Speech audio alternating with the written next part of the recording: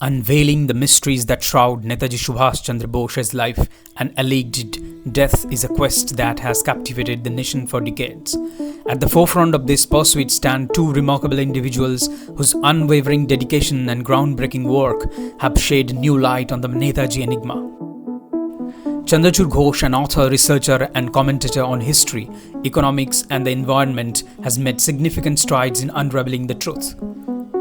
A graduate of Vishwabharati and the University of Sussex, Ghose's co-authored bestseller Conundrum Subhash Bose's Life After Death has become a pivotal work in the ongoing investigation. But Ghose's impact extends beyond the written word. As a co-founder of the pressure group Mission Netaji, his activism played a crucial role in the declassification of over 10,000 secret documents related to Netaji in 2010. Joining Ghose in his extraordinary quest is Anuj Dhar, a former journalist and renowned researcher. Dhar's 2012 bestseller, India's Biggest Cover-Up, ignited a movement that would forever change the course of Netaji mystery. Dhar's impact extends beyond the written word, as his work has served as the inspiration for Alt Balaji's hit web series Bose, Dead or Alive, and Vivek Agnihotre's film The Tashkent Files. In the latest collaboration, Conundrum Subhash Bose's Life After Death, Dhar and Ghose present a comprehensive study of the enduring Netaji enigma, unveiling untold truths and shattering long-held myths. So join us today, this evening, with Chandrachur Ghose and Anuj Dhar share their groundbreaking research and insights, shedding light on one of India's most captivating mysteries and celebrating the undying spirit of Netaji Subhash Chandra Bose. Jai Hind!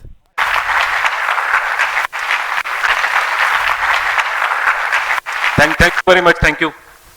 Very happy to be here after a couple of years. Some of you would remember I was here a couple of years ago, so I'm very happy and delighted. Chandrachur is your first time here, I believe, huh? This is your first time here in IIT Kharagpur. My first time. I was here last time we had a fantastic session, so it's the same auditorium. And Srijit Mukherjee was here. Some of you might have seen a movie called Gumnami. So this movie Gumnami was conceptualized in this very place, and I gave a talk here.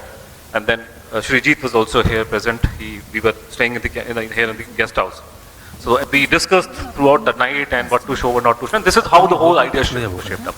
So some of you were there, so I have seen some of the old faces, but glad to see new young faces. So we are very happy. We have been going around everywhere.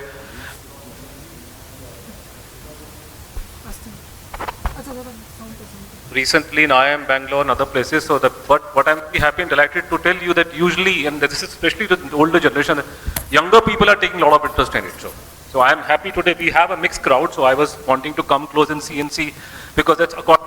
We will manage what we have to show, because it's a very long and winding presentation. The problem before us that we have to squeeze in about 80 years of what happened to Subhash Bose and so many things. So there are multiple issues which are need to be discussed. So it takes a lot of time, but time today is only 2 hours, so you'll have to excuse us. We will be speaking very fast because otherwise we won't be able to cover the ground, and we have a lot of ground to cover. Just step back a little, and there is a lot of echo coming from your system. Is it? Am I audible? To everybody there? Stand here and speak so that the light is there. There is a. Is it okay now? Is it better? Is it okay if I speak from here? Okay. So maybe it's not very nice. It's not very nice. But is there any echo in my system, or am I audible? Okay. Who has done my system in that case? But if I speak without the mic, am I audible? Can you hear me? Better.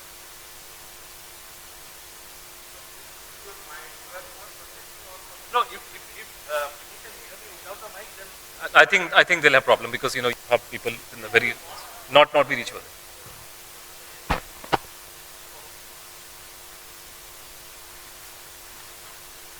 पहले video चला देना, ठीक है? पहले वो नहीं I just want to make video. Lay the ground for हाँ वो ठीक है, उसके बाद ये दिखा नहीं रहा मैं क्या. There is one myth that we need to bust. It is assumed, we go all over the country in many parts of the world to give lectures, make presentations on Netaji. It is assumed everywhere without any exception that Netaji is one figure who is revered in Bengal, worshipped by Bengalis, by every Bengali. No, that is not the case. That is a misstatement and very overestimated. But thank you to all of you who have taken out time. The weekend has started, we understand that. Now, thank you for taking out time and coming here. We'll be speaking for the next 1.5 hours or 2 hours maybe, depending on the time we have. Now, why are we even talking about this issue which should have ended somewhere 80 years ago? It is very strange that when someone dies and passes away, even if there is some controversy related to his death, it gets over within the next few years. But strangely here, this has only increased over the time, as the years passed by. This has just gone on increasing. Now, here we need to understand who we are talking about. It's a figure we straightforward say was primarily responsible for the hasty exit of the British Raj. That they decided to run away in 1947 was mainly because of him. But he was still, he was still marginalized. His contributions were suppressed to the extent that the first time his portrait came up in our parliament was in 1977, not before that. But over the period of the years after that, the interest in Subhas Bose has increased. A lot has happened in the last 10 to 15 years, so much so that we have found, I'll take some time to get used to this. I mean, this is a huge statement which came up on his 125th birthday, where Prime Minister Modi unveiled his statue in the heart of the capital of the country. That is a huge statement. This was done on the teeth of a lot of opposition. And it did not come easy. Now here, what we need to understand, we are not talking about any person. Every individual who sacrificed something for the independence of our country needs to be remembered, needs to be respected, and needs to be given that kind of admiration which he deserves, and we do. There is no comparison between one person and another. But still, there is always the finisher. If you take the example of a football game, there is a team which is playing, but it's a forward who usually scores the goal and gets the victory for the team. So Netaji was the finisher. He was at the front rank, he led, he got us the freedom. And he did things which we don't have the time to go into, which is unimaginable standing here as we are, to think even on this day, the kind of things that he could do, the way he could influence global leaders single-handedly, without any resource backing him up.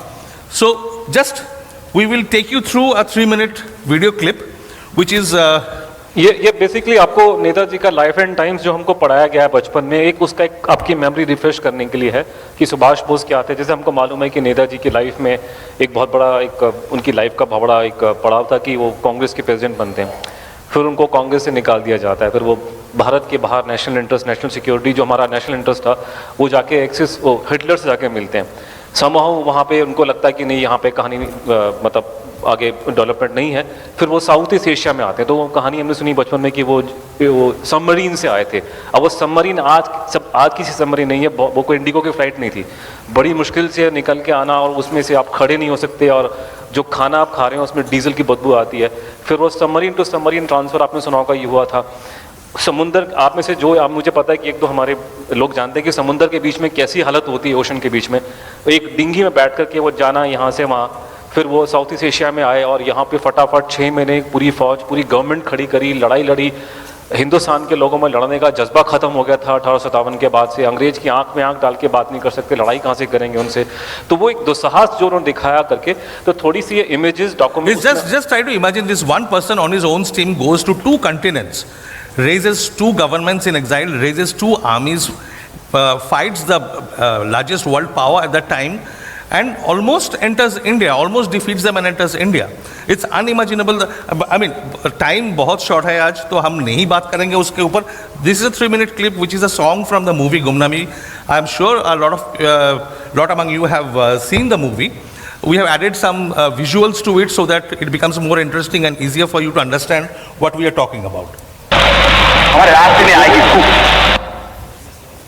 ये song Sonu Nigam ने गाया है, तो ये गाना actual में 1943 का है। सुभाष जी जब वो साउथ ईस्ट एशिया में आए थे तो ये गाना उनके लिए बजाया गया था।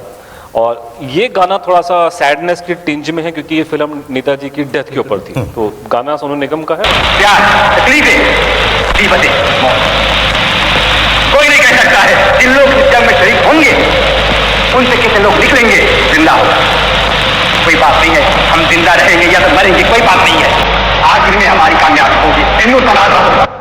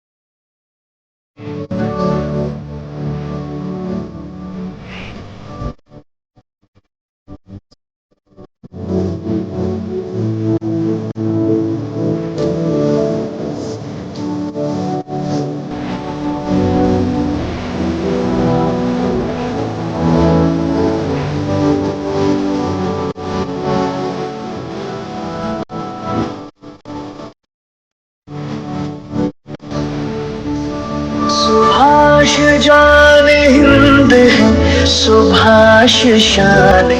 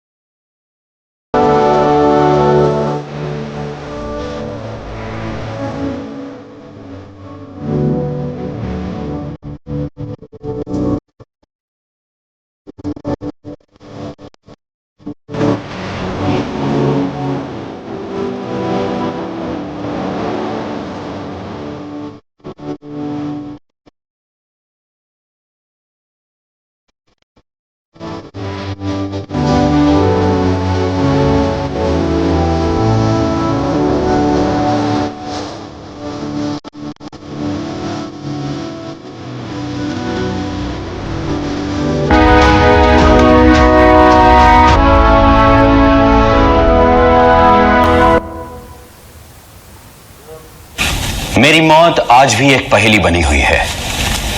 कभी कभी कहानी सुनाने और लिखने का ढंग इतना सदा हुआ होता है कि सच और झूठ में फर्क करना मुश्किल हो जाता है।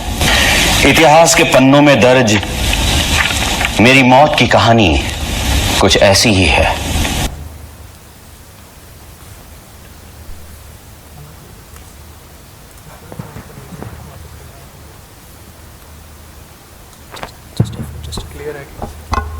इसको टेस्ट करें, ऑडियो ठीक है? मेरा ऑडियो ठीक आ रहा है अभी इसमें?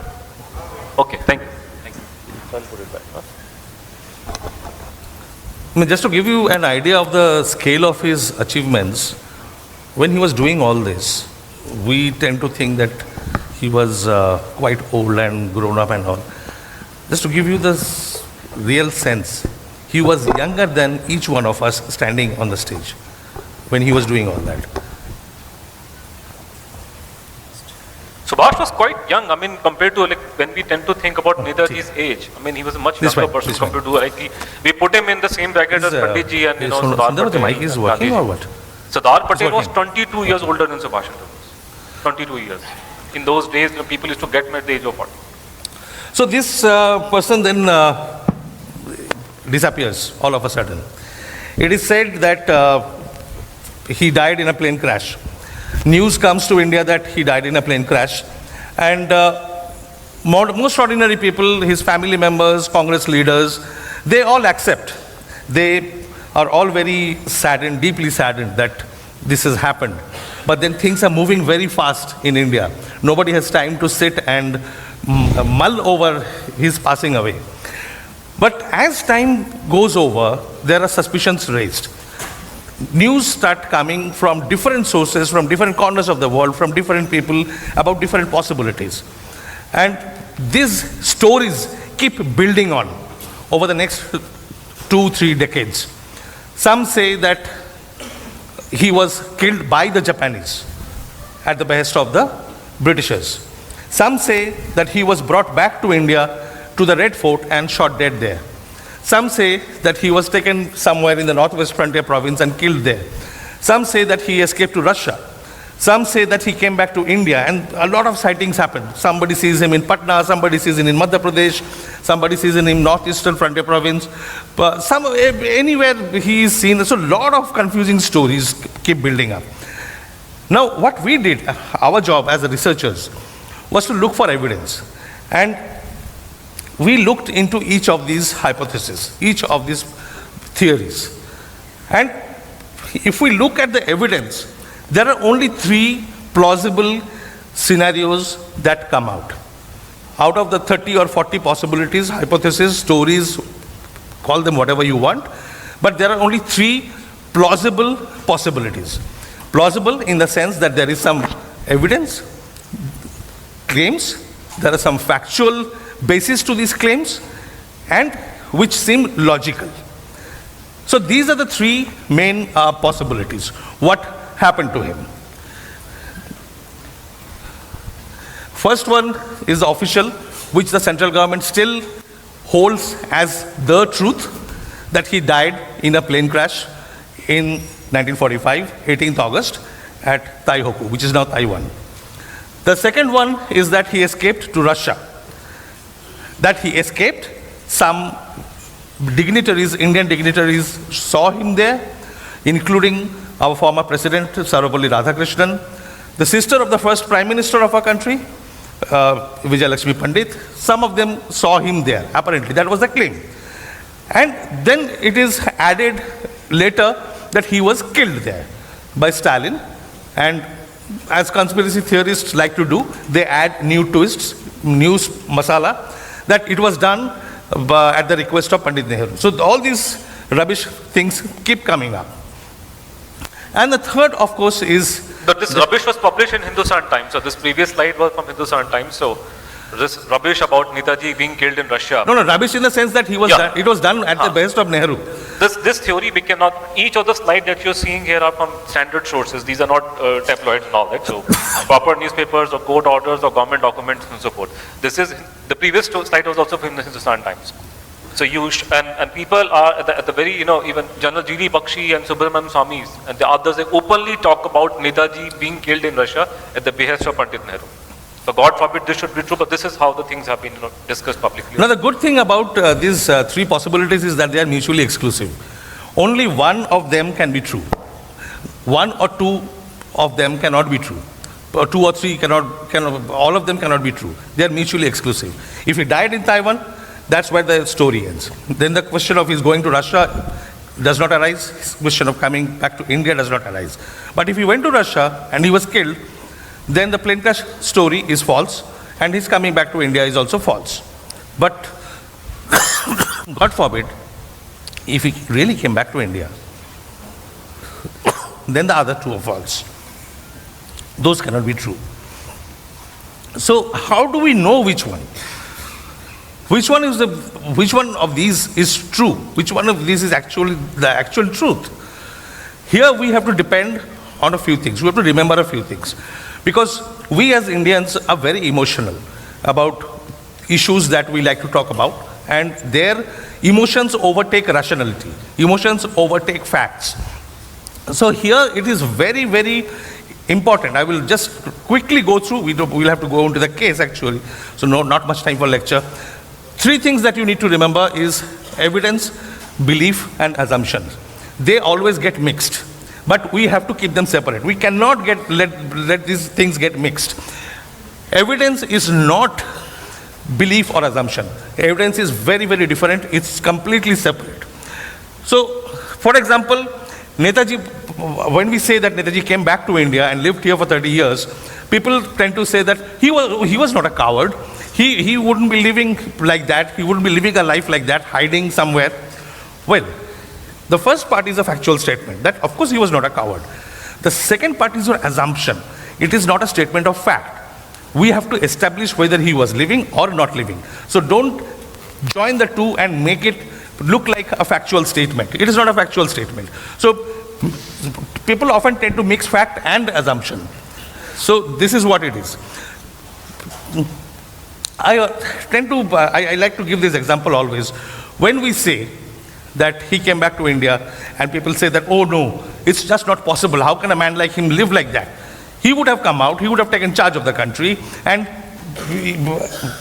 done a lot of things. I like to give the example of Brihanala from Mahabharata. For instance, if you are given only a small part of information that this is what Brihanala was like, so you learn the story of Brihanala and then somebody tells you that this was actually Arjun, you will not believe it because you don't have the background, you don't have the context, you don't have the full information. And then you will say, your argument will be exactly that. How can someone like Arjun live like Brihanala? How can he live like a person like this? Or any of the Pandavas for that matter. How can they live like this? For that you need the full range of facts, you need to have the background, you need to have the sequence of events. Otherwise you will not believe it. So we have to discover the facts, we have to establish the chain of sequence, and then only we will know what is the truth, what is not. And that is what we call evidence. That it should be preferably legally tenable, logical, something that can be verified. That is evidence. Otherwise, it has no value. I mean, the saddest part is when we do these lectures, which on average run for 4 hours, 5 hours.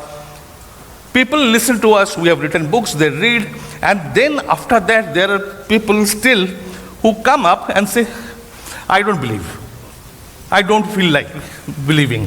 ऐसा कैसे हो सकता है? मन नहीं मानता. So those are not arguments, those are not factual statements.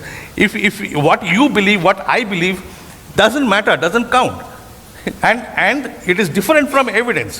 Whether we like to believe or not is not important at all. So we have to keep our belief, our opinion, our assumption completely separate. So here is one example.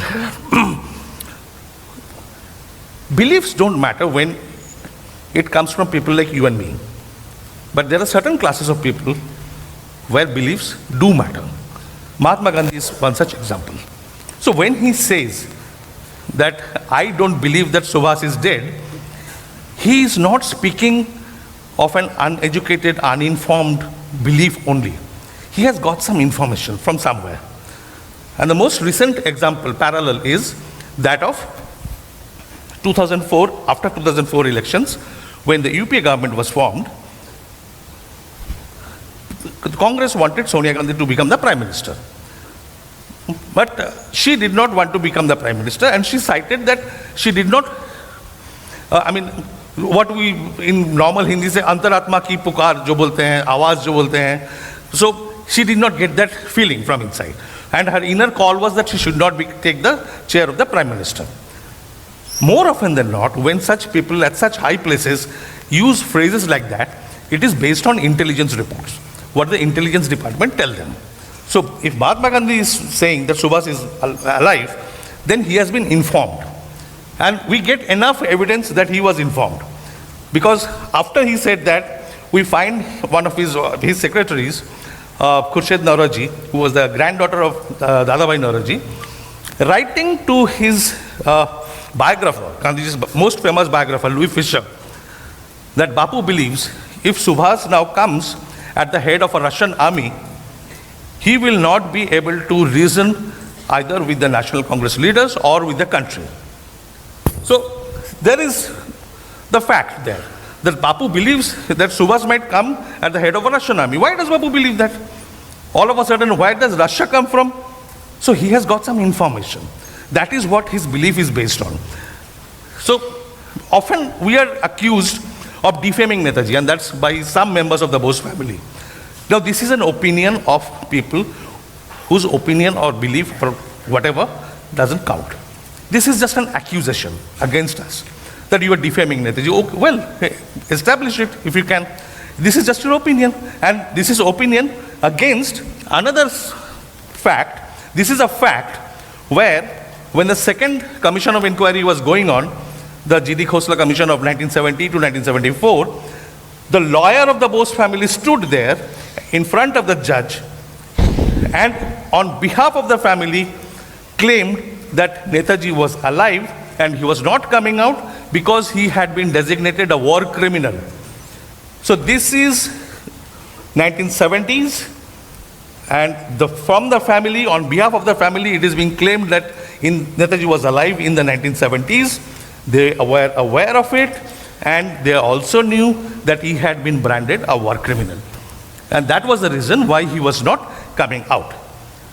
And so who were the Netaji family members, prominent family members at that time? Netaji's elder brother was alive, Suresh Chandra Bose. Netaji's nephews who had worked with him had direct knowledge of his views and what he might have done, could have done, were better informed. Should we take their views, or should we take the views of this third, fourth generation who are barely informed about Netaji? So that is the difference between belief, assumption, fact, evidence. That is something that you have constantly, you have to keep at the back of your mind. Now, we'll just rush through the three scenarios. Anuj will start with the air crash thing. The basic, then we will continue. the story behind the plane crash of the official version of Subhash Bose's death. As we all know that he was part of the Axis bloc, and he was operating in Southeast Asia. 7th and 9th of August, we have the atomic bombs falling on Hiroshima and Nagasaki. On 15th of August 1945, Japanese announced they were going to surrender to the Allied forces, to the Americans. So when that happens, so according to the version floated by the Japanese, Netaji was he wanted to work out the surrender modalities. He had so many people under his command, whether to surrender as part of the Axis bloc or as a separate entity. So just to figure it out, and the problem, the communication channel was lost between Southeast Asia and Tokyo. So he was advised you should go to Tokyo and thrash it out with the highest command in Tokyo. So he was traveling from one place to another. He was in Singapore when this news came, and then he arrived in. This is not working, huh?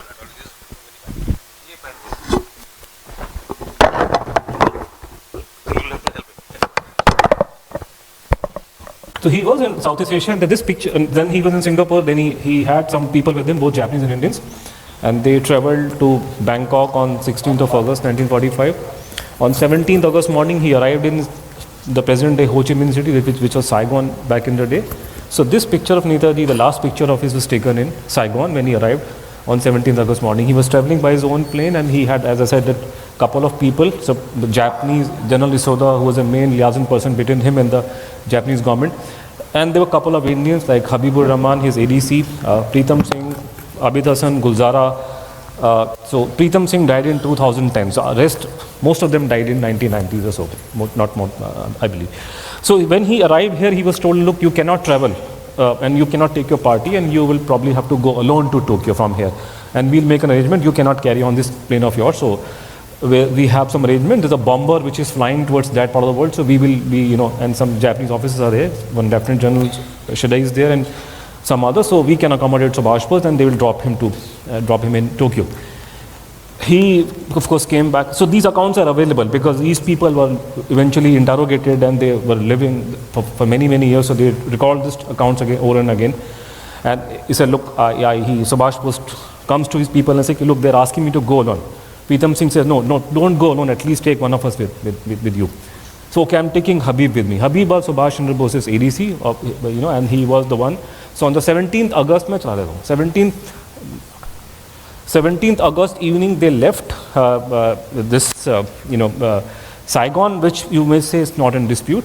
And they stayed for the night in a place called Turin Da Nang, and the next day they arrived in this place called Taipei, today's present day Taipei, Songshan domestic airport. It used to be a military base in those days. So this plane landed here, And this is how this area looks today, surrounded by mountains. If you have been to Taiwan, this is how it looks. So this is where the plane crash took place. The plane went up like this and it came down. And it was not, as you saw in that clipping, it was not the plane crash which killed Subhash Bose. He was more or less, okay. But it so happened that he was sitting underneath a gasoline tank. That this tank burst. And tank burst and he was drenched in gasoline, the upper body. And when he tried to jump out and he caught fire, and then Habib, poor man, tried his level best to remove his clothes. So, but especially the belt wouldn't come off. And by the time he did it, he suffered third-degree burns. So third-degree burns, even today you can't survive. You're talking about 1945. Rushed to a hospital nearby, and doctors, Dr. Yoshimi, they and others tried level best, but they could not. By midnight, he was dead. And after a while, this is the picture of the the wreck released by Japanese. Then they thought of what to do. Initially, the plan was to send the body to Singapore. It somehow was not possible. And the whole thing's in a very bad shape after the end of Second World War, and then they decided to cremate him there. He was cremated. Habibur Rahman, this is the picture of Subhash Bose's dead body, and this is where in Taiwan, Netaji was cremated, Habib was president, and this is a picture of Habibur Rahman in the hospital. He was sitting, his hands bandaged because of the burns he suffered while trying to save Subhash Bose. And next to him is a pot which contains Subhash Bose's ashes and remains. And after some time, the early week of September 45, Habibur Rahman flew to Tokyo, and he handed over these remains to the Japanese Imperial headquarters, and they in turn handed over these remains to two Indians, and who took these remains to a small temple called Renkoji Temple. Is a new latest picture of Renkoji Temple, and this is where the so-called ashes of Netaji were deposited, and they're still there. So this is the sum and substance of the entire Netaji plane crash story. And people hold that he died in a plane crash in Taiwan, and he was cremated there. And the ashes or the remains of Netaji are now in Tokyo, in Renkoji Temple, this place. So then why do we should even question it? I mean, what is the reason? As I told you, there are people who saw things happen. The problem, as Chandrachur was telling you at the initial stage, when the news came, everybody believed. Nobody could understand what it was, because it's like this, today we try and, we go some 100 miles away from this place, and we try and organize a talk on how RNW, which is the Indian Intelligence Agency, RAW, functions in Islamabad. So obviously that kind of discussion cannot take place in a village. The people have to be, they have to understand what is RNW. They have to understand the basic of the geopolitics before I can tell them, or anybody, an expert can tell them about how RAW, the station in Islamabad functions. So this is like a person, the very idea you can plant a fake news of somebody's death and escape was beyond most people in those days. So people believed, they were all, all crying. So we have all accounts available. Gandhiji was very sad. Panditji was in Abbottabad, he cried. It was the Americans and the British who suspected something was wrong. So this gentleman was Field Marshal Archibald Wavell. He was the Viceroy of India, the ruler, and he was a military journal. Usually he was the Field Marshal. So this is what he wrote in his diary. The moment he heard the news of Subhash Bose's death, diary became available in 70s. So these documents and this stuff was not available like this. This is recently, and of course we have got information from all sides and collected and brought them in one place. So it is just what he should be given out if he meant to go underground, that he never believes that there's something wrong. This must be looked into. Subhash had the background of giving the British the slip. He had escaped from India, great escape, of one of the all-time great escapes of our country. And if Netaji had not died on 18th of August 45, in the next couple of days he would have fallen into the hands of the British, and they were baying for his blood. There were orders to kill Subhash Bose. Recently documents came out from the British intelligence side. They were orders to kill him. They never issued orders to kill any top-level freedom fighter of India. So there were orders to kill this man. So if he had survived 18th of August, that particular time, he would have fallen into the British hand and he would have been killed. So they did not believe there's something wrong, and they wanted, so the Archibald Wavell, they ordered an inquiry. And this inquiry came to be there were multiple inquiries, but the main inquiry came to be led by a section called Combined Section. This was the body which led the inquiry, so to speak. A combined section was led by W. McCreight, who was number 2 in IB. IB was not what it is today. It was IB, CBI, RAW, put together everything and much more. So W. McCreight was IB number 2. He was the head of the inquiry, and then under him there were multiple officers who were expert on Subhash Bose, or they were domain expert. They were experts on interrogation, so on and so forth. So like for example, Philip Finney was assistant director of IB, and he was also the Bengal police chief. Had been many years going after the revolutionaries. Rai Bahadur Bakshi Badrinath, Punjab CID, again good experience of hunting the freedom fighters and so on and so forth. So these people, all of them put together, they formed an inquiry team, and they, what they did was they received information coming from multiple sides, from the American side, from this side, from that side, and information was being pulled, and they were analyzing it, and it did not take them long to understand that this whole story, ये जो पूरी कहानी बताई जा रही है, it is basically in legal language hearsay. उसने कहा है प्लेन क्रैश हुआ, उसने कहा ये हुआ है. No, it is not like, for example, case of Sanjay Gandhi's death, for example. Sanjay Gandhi comes to, Sadarjung airport in Delhi. So people see him. So you have a clear eyewitness account. Sanjay Gandhi boards a plane. Clear eyewitness account. There is no disputing about his being there. Plane goes up. People saw plane going up. Plane comes down. Unfortunately, Sanjay Gandhi ji dies along with the other pilot. Body is retrieved. Body is available. Body's photograph is available. So there is no manner of dispute, Sanjay Gandhi's death or Mother of Scindia's death and so on and so forth. But the problem with this case, I showed you a picture of, this one, for example. This is Netaji's dead body. How do you know this is Subhash Bose's dead body? There is no face available. So without a dead body, no investigation can prove a person's death. You have to have the dead body. And then, so they also found out that there were multiple problems. See, if Chandrachur and I come here and we give you a talk on this issue for 2 hours, there are multiple things you will forget. For example, you will forget in no time what we were wearing. But basic crux of the matter you will always remember. So you see something unfolding in front of your eyes, something very big, such as a person, a VIP burnt alive. He's stripped naked in front of you, is taken to hospital. These grisly details you will never forget. But the problem here was that the Japanese were giving different conflicting accounts, and above all, Habibur Rahman, every time he opened his mouth, he would give a different story, he would a different spin. I mean, he would say something else which he did not say the previous time.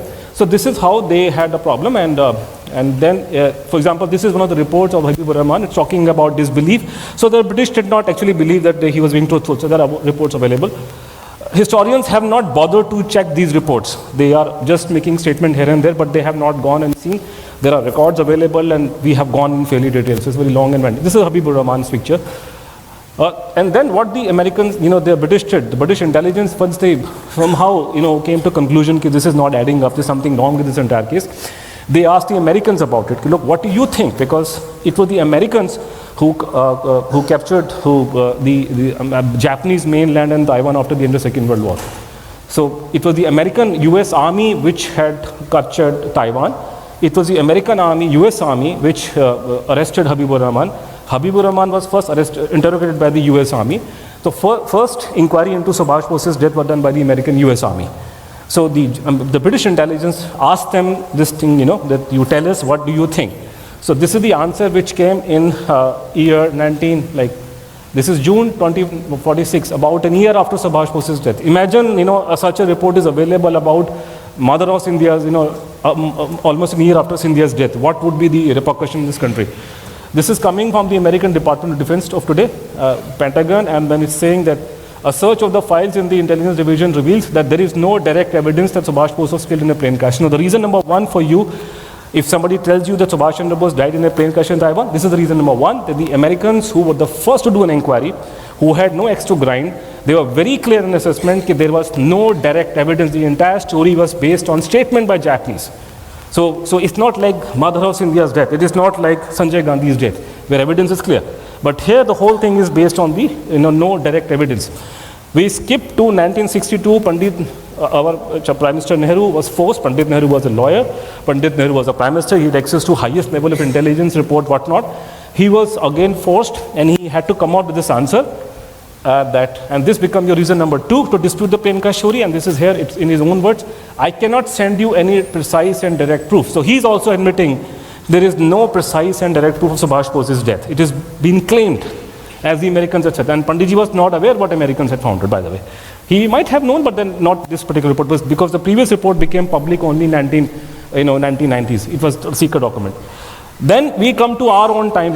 Just one point that I would like to make here. It's very important to remember that history is not only just about facts. There is a lot of politics into it. There is a lot of bias built into the researchers and academic historians and politicians, wannabe politicians who want to dabble in history. So you will hear a lot of interpretations of historical facts.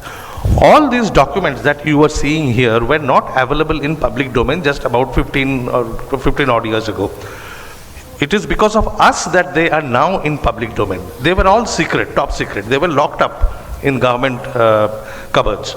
We got them out after a lot of fight, and we will tell you the story of that after some time. Now, people are misled often by people in important positions. So you will hear a lot of things that the people want to be experts. They want to pose as experts even if they don't have the information. So a lot of people are there, particularly some members from the Bose family, who will tell you that, you know, there are 10 commissions set up by the British and the Americans who went and investigated, and they found that Netaji had died in the plane crash. That is absolute rubbish. There was no commission. Those were inquiries set up by the Allied powers. They sent different teams. Someone went to Taiwan, someone went to Vietnam, someone went to Japan, and they did local inquiries. They did not put everything together. But even when they did, after everything was done, the conclusion is expressed in these two letters, one from the War Department and the other from our own Prime Minister. There was absolutely no direct evidence. It is based on the eyewitness accounts of some Japanese soldiers and Habibur Rahman, who have contradicted each other, and they have contradicted each one of them. I mean, everybody has contradicted his own self multiple times. Whenever they have said something, they have contradicted what they had said like 2 years ago or 3 years ago or 10 years ago. So nobody's account is foolproof, nobody's account is credible.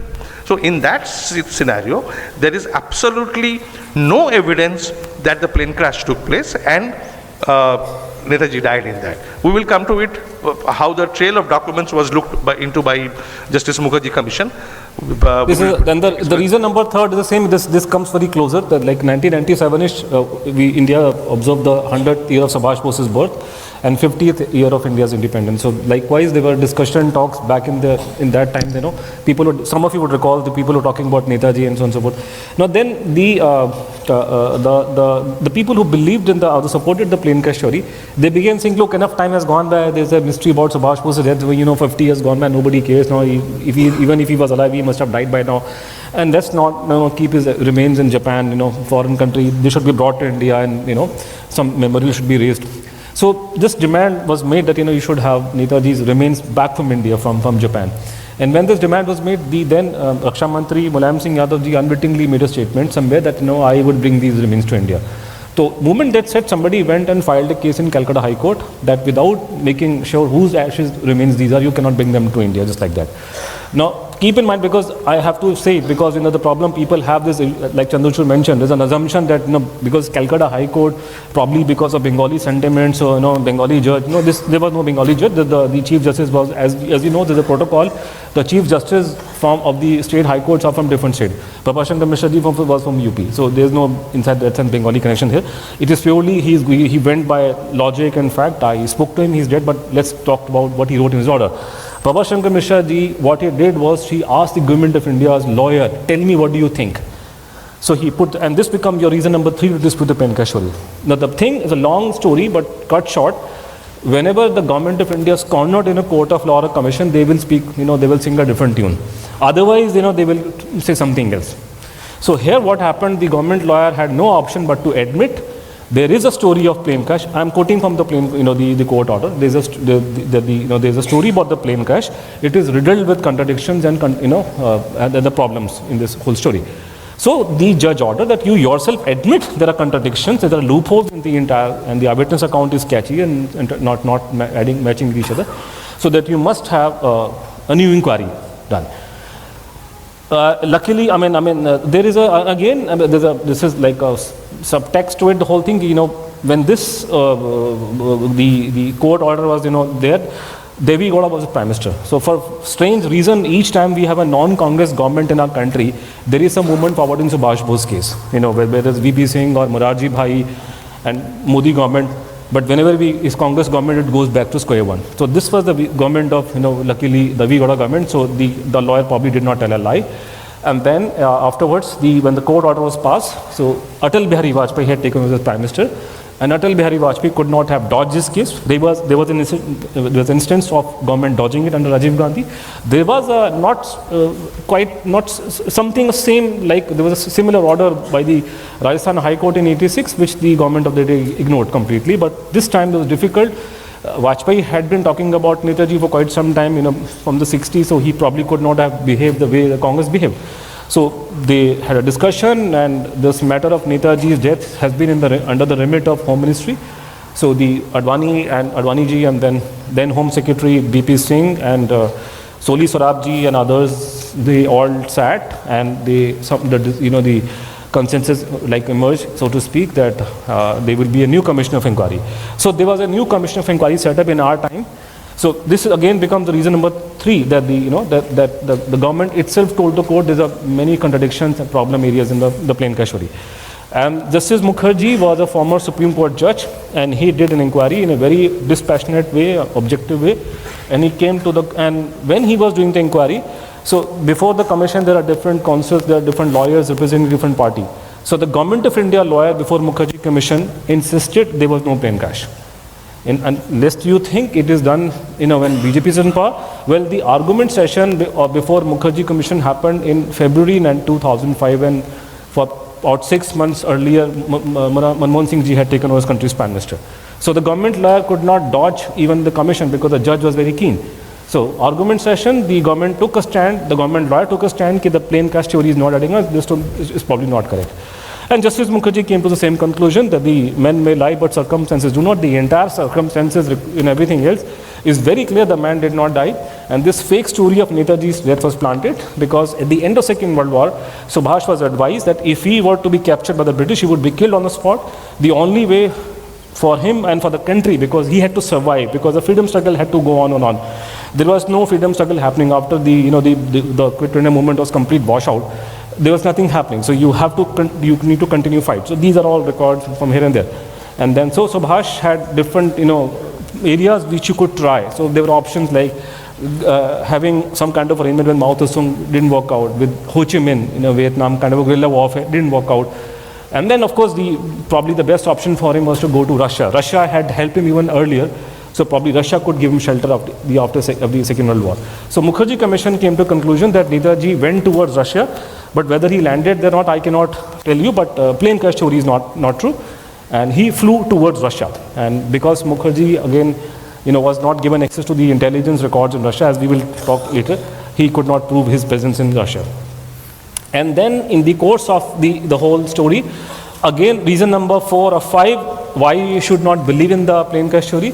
From day one, that is 1947, our government has had some kind of an allergy towards Taiwan. They never wanted any inquiry in Taiwan to take place. And the reason was very clear, and the reason emerged when the Mukherjee Commission is functioning. I had a role to play in this thing.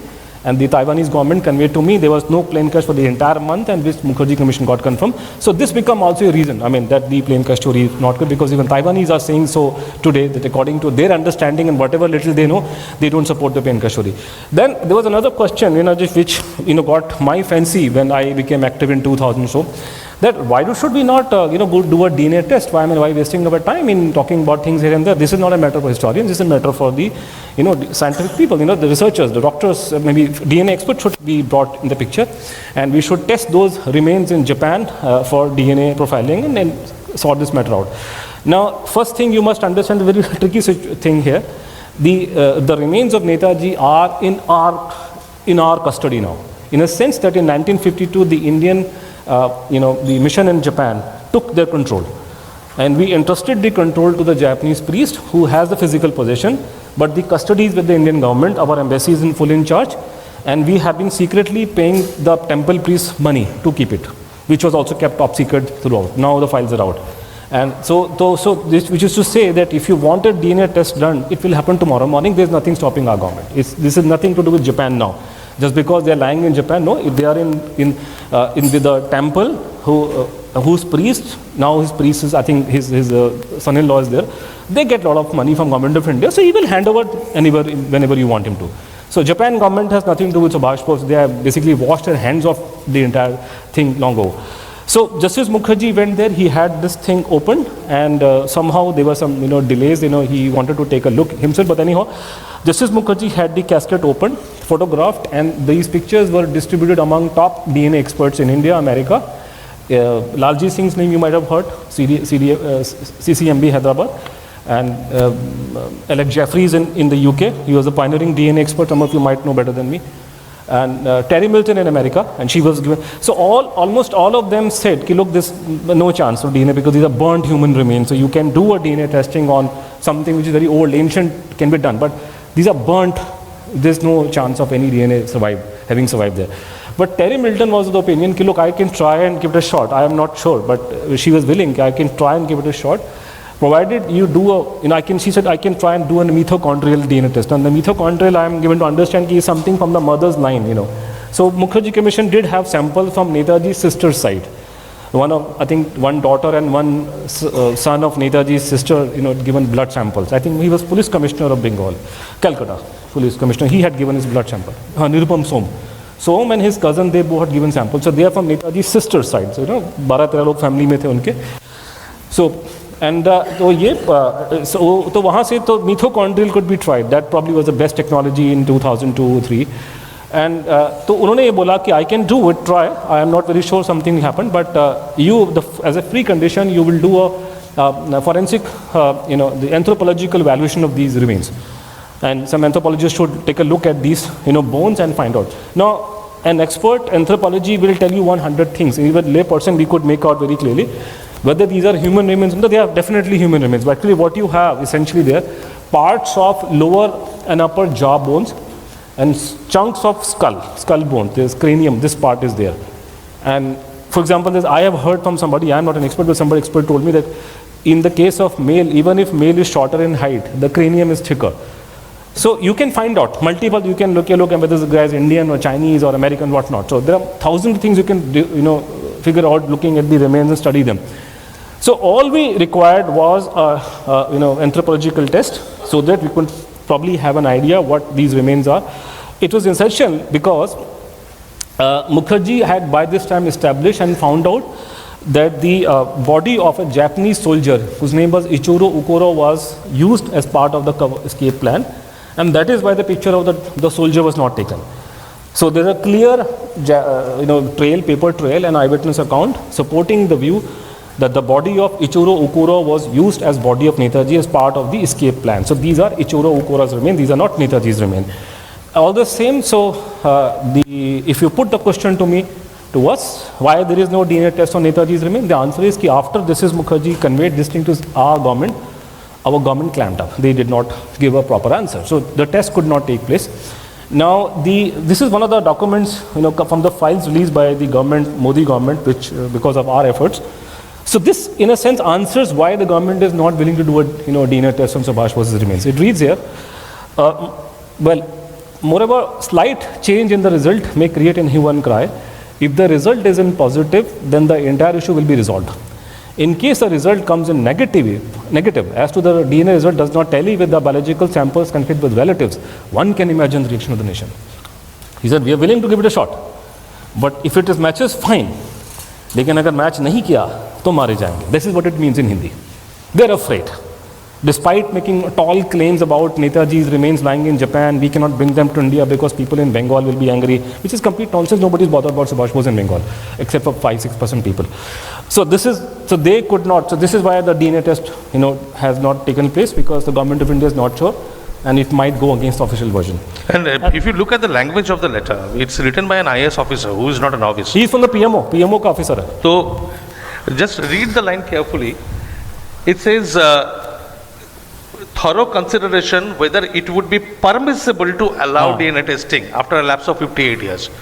Permissible. He doesn't use the word possible.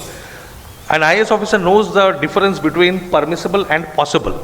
So permissible, when he's using permissible by whom? By the British government.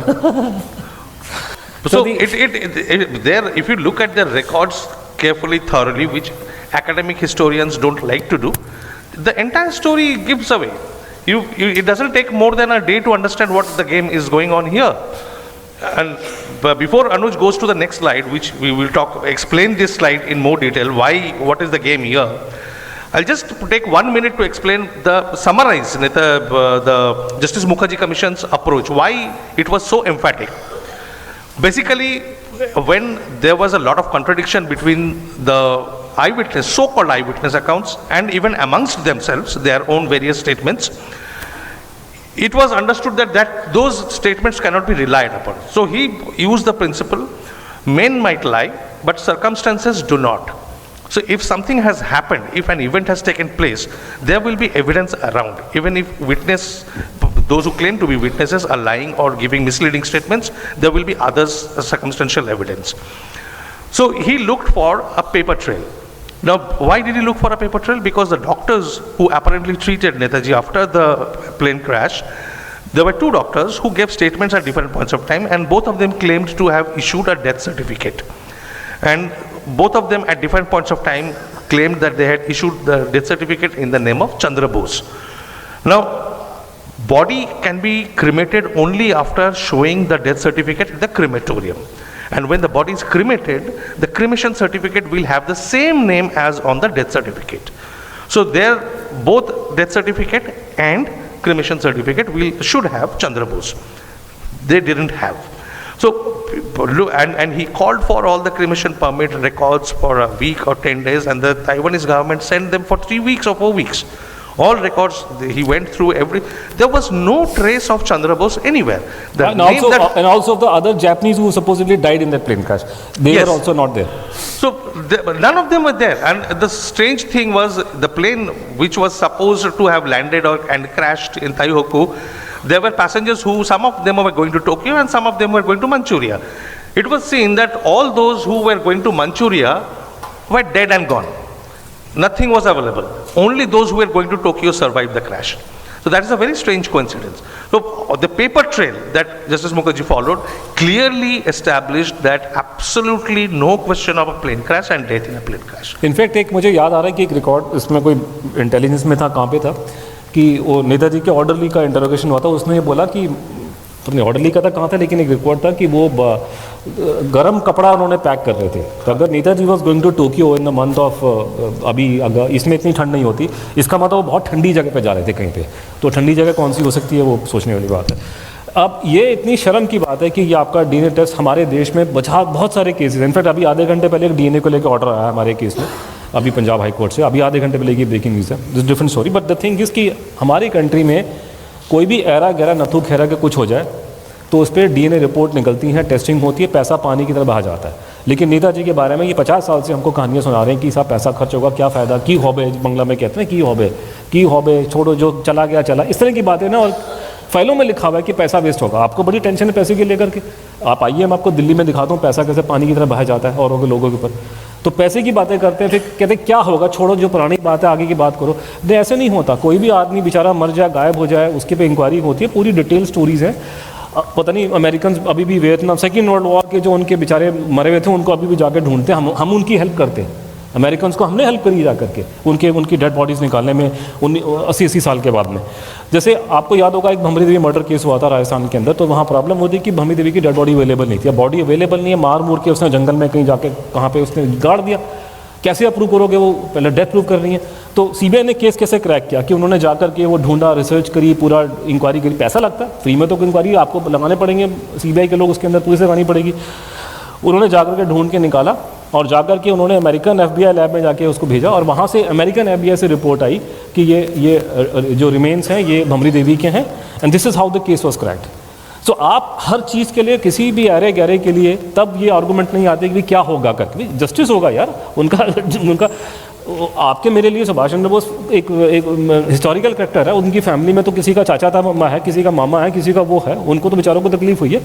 तो और हमें जानना चाहिए क्या हुआ. History का अलग है, जस्टिस का भी यास्टिक होता है. और वो आदमी कौन थे, अगेन में भी हम कभी और आके बातचीत करेंगे उसके बारे में. लेकिन जैसे अभी इसने चंद्रचूड़ स्टार्टिंग में कहा था, ये भी एक नई चीज़ जो निकल के आ रही है. और ये basically root cause of the problem है. ये पूरा जो अभी आप देखने जा रहे हैं वो ये हुआ. ये क्या है, अभी पिछले कुछ सालों से बहुत से डॉक्यूमेंट्स और बहुत से फैक्ट लोग भी अब खुल के बात कर रहे हैं. इस तरह का डिस्कशन पॉसिबल नहीं था, आपको पता, आज से इवन 15 साल पहले.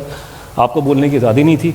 भगवान भला करे अमेरिकियों का, इन्होंने ये बना दिया, यूट्यूब बना दिया, सोशल मीडिया बना दिया, तो कम से कम लोगों को आवाज़ मिल रही है। ये तो पहले तो दूरदर्शन वाले किसी को बुलाते थे, मुझे आज तक नहीं बुलाया दूरदर्शन ने आज तक कभी, ये हालत है।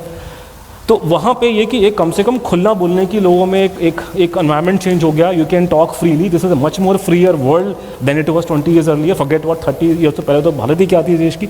तो उसमें अब एक जो डॉक्यूमेंट निकल के आ रहे हैं भारत से, इंग्लैंड से, अमेरिका से, बड़े क्लियर दिखा रहे हैं आपको, खासकर जो मिलिट्री इंटेलिजेंस के, कि इंडिया आज़ाद कैसे हुआ था। आज़ाद होने का जो उन्होंने जो डिसीजन लिया था अंग्रेज़ों ने, तो उसमें हमने सारे रिकॉर्ड चेक किए दुनिया जहान भर के भी, जो उस ज़माने के IB के डायरेक्टर की टॉप की रिपोर्ट क्या है, उसकी रिपोर्ट क्या है, सेक्रेटरी ऑफ स्टेट क्या बोल रहा है, वो सारी रिपोर्टों के अंदर हमने एक ही चीज़ ढूंढा भी कहाँ पे अंग्रेज़ ने लिखा है कि हम अहिंसा के चक्कर में छोड़ के जा रहे हैं। कहीं नाम ही नहीं है उसका। उसमें एक ही चीज़ का नाम है कि सुभाष बोस की वजह से इंडियन आर्मी के अंदर, आर्म फोर्सेस में, नेवी में, उसमें रिवोल्ट की नौबत आ गई थी। और हुआ अलग अलग जगह पे हुआ, जबलपुर में हुआ है, शारजा में हुआ है, आपके बॉम्बे में हुआ है, वो सबका लिंक सुभाष बोस के साथ था।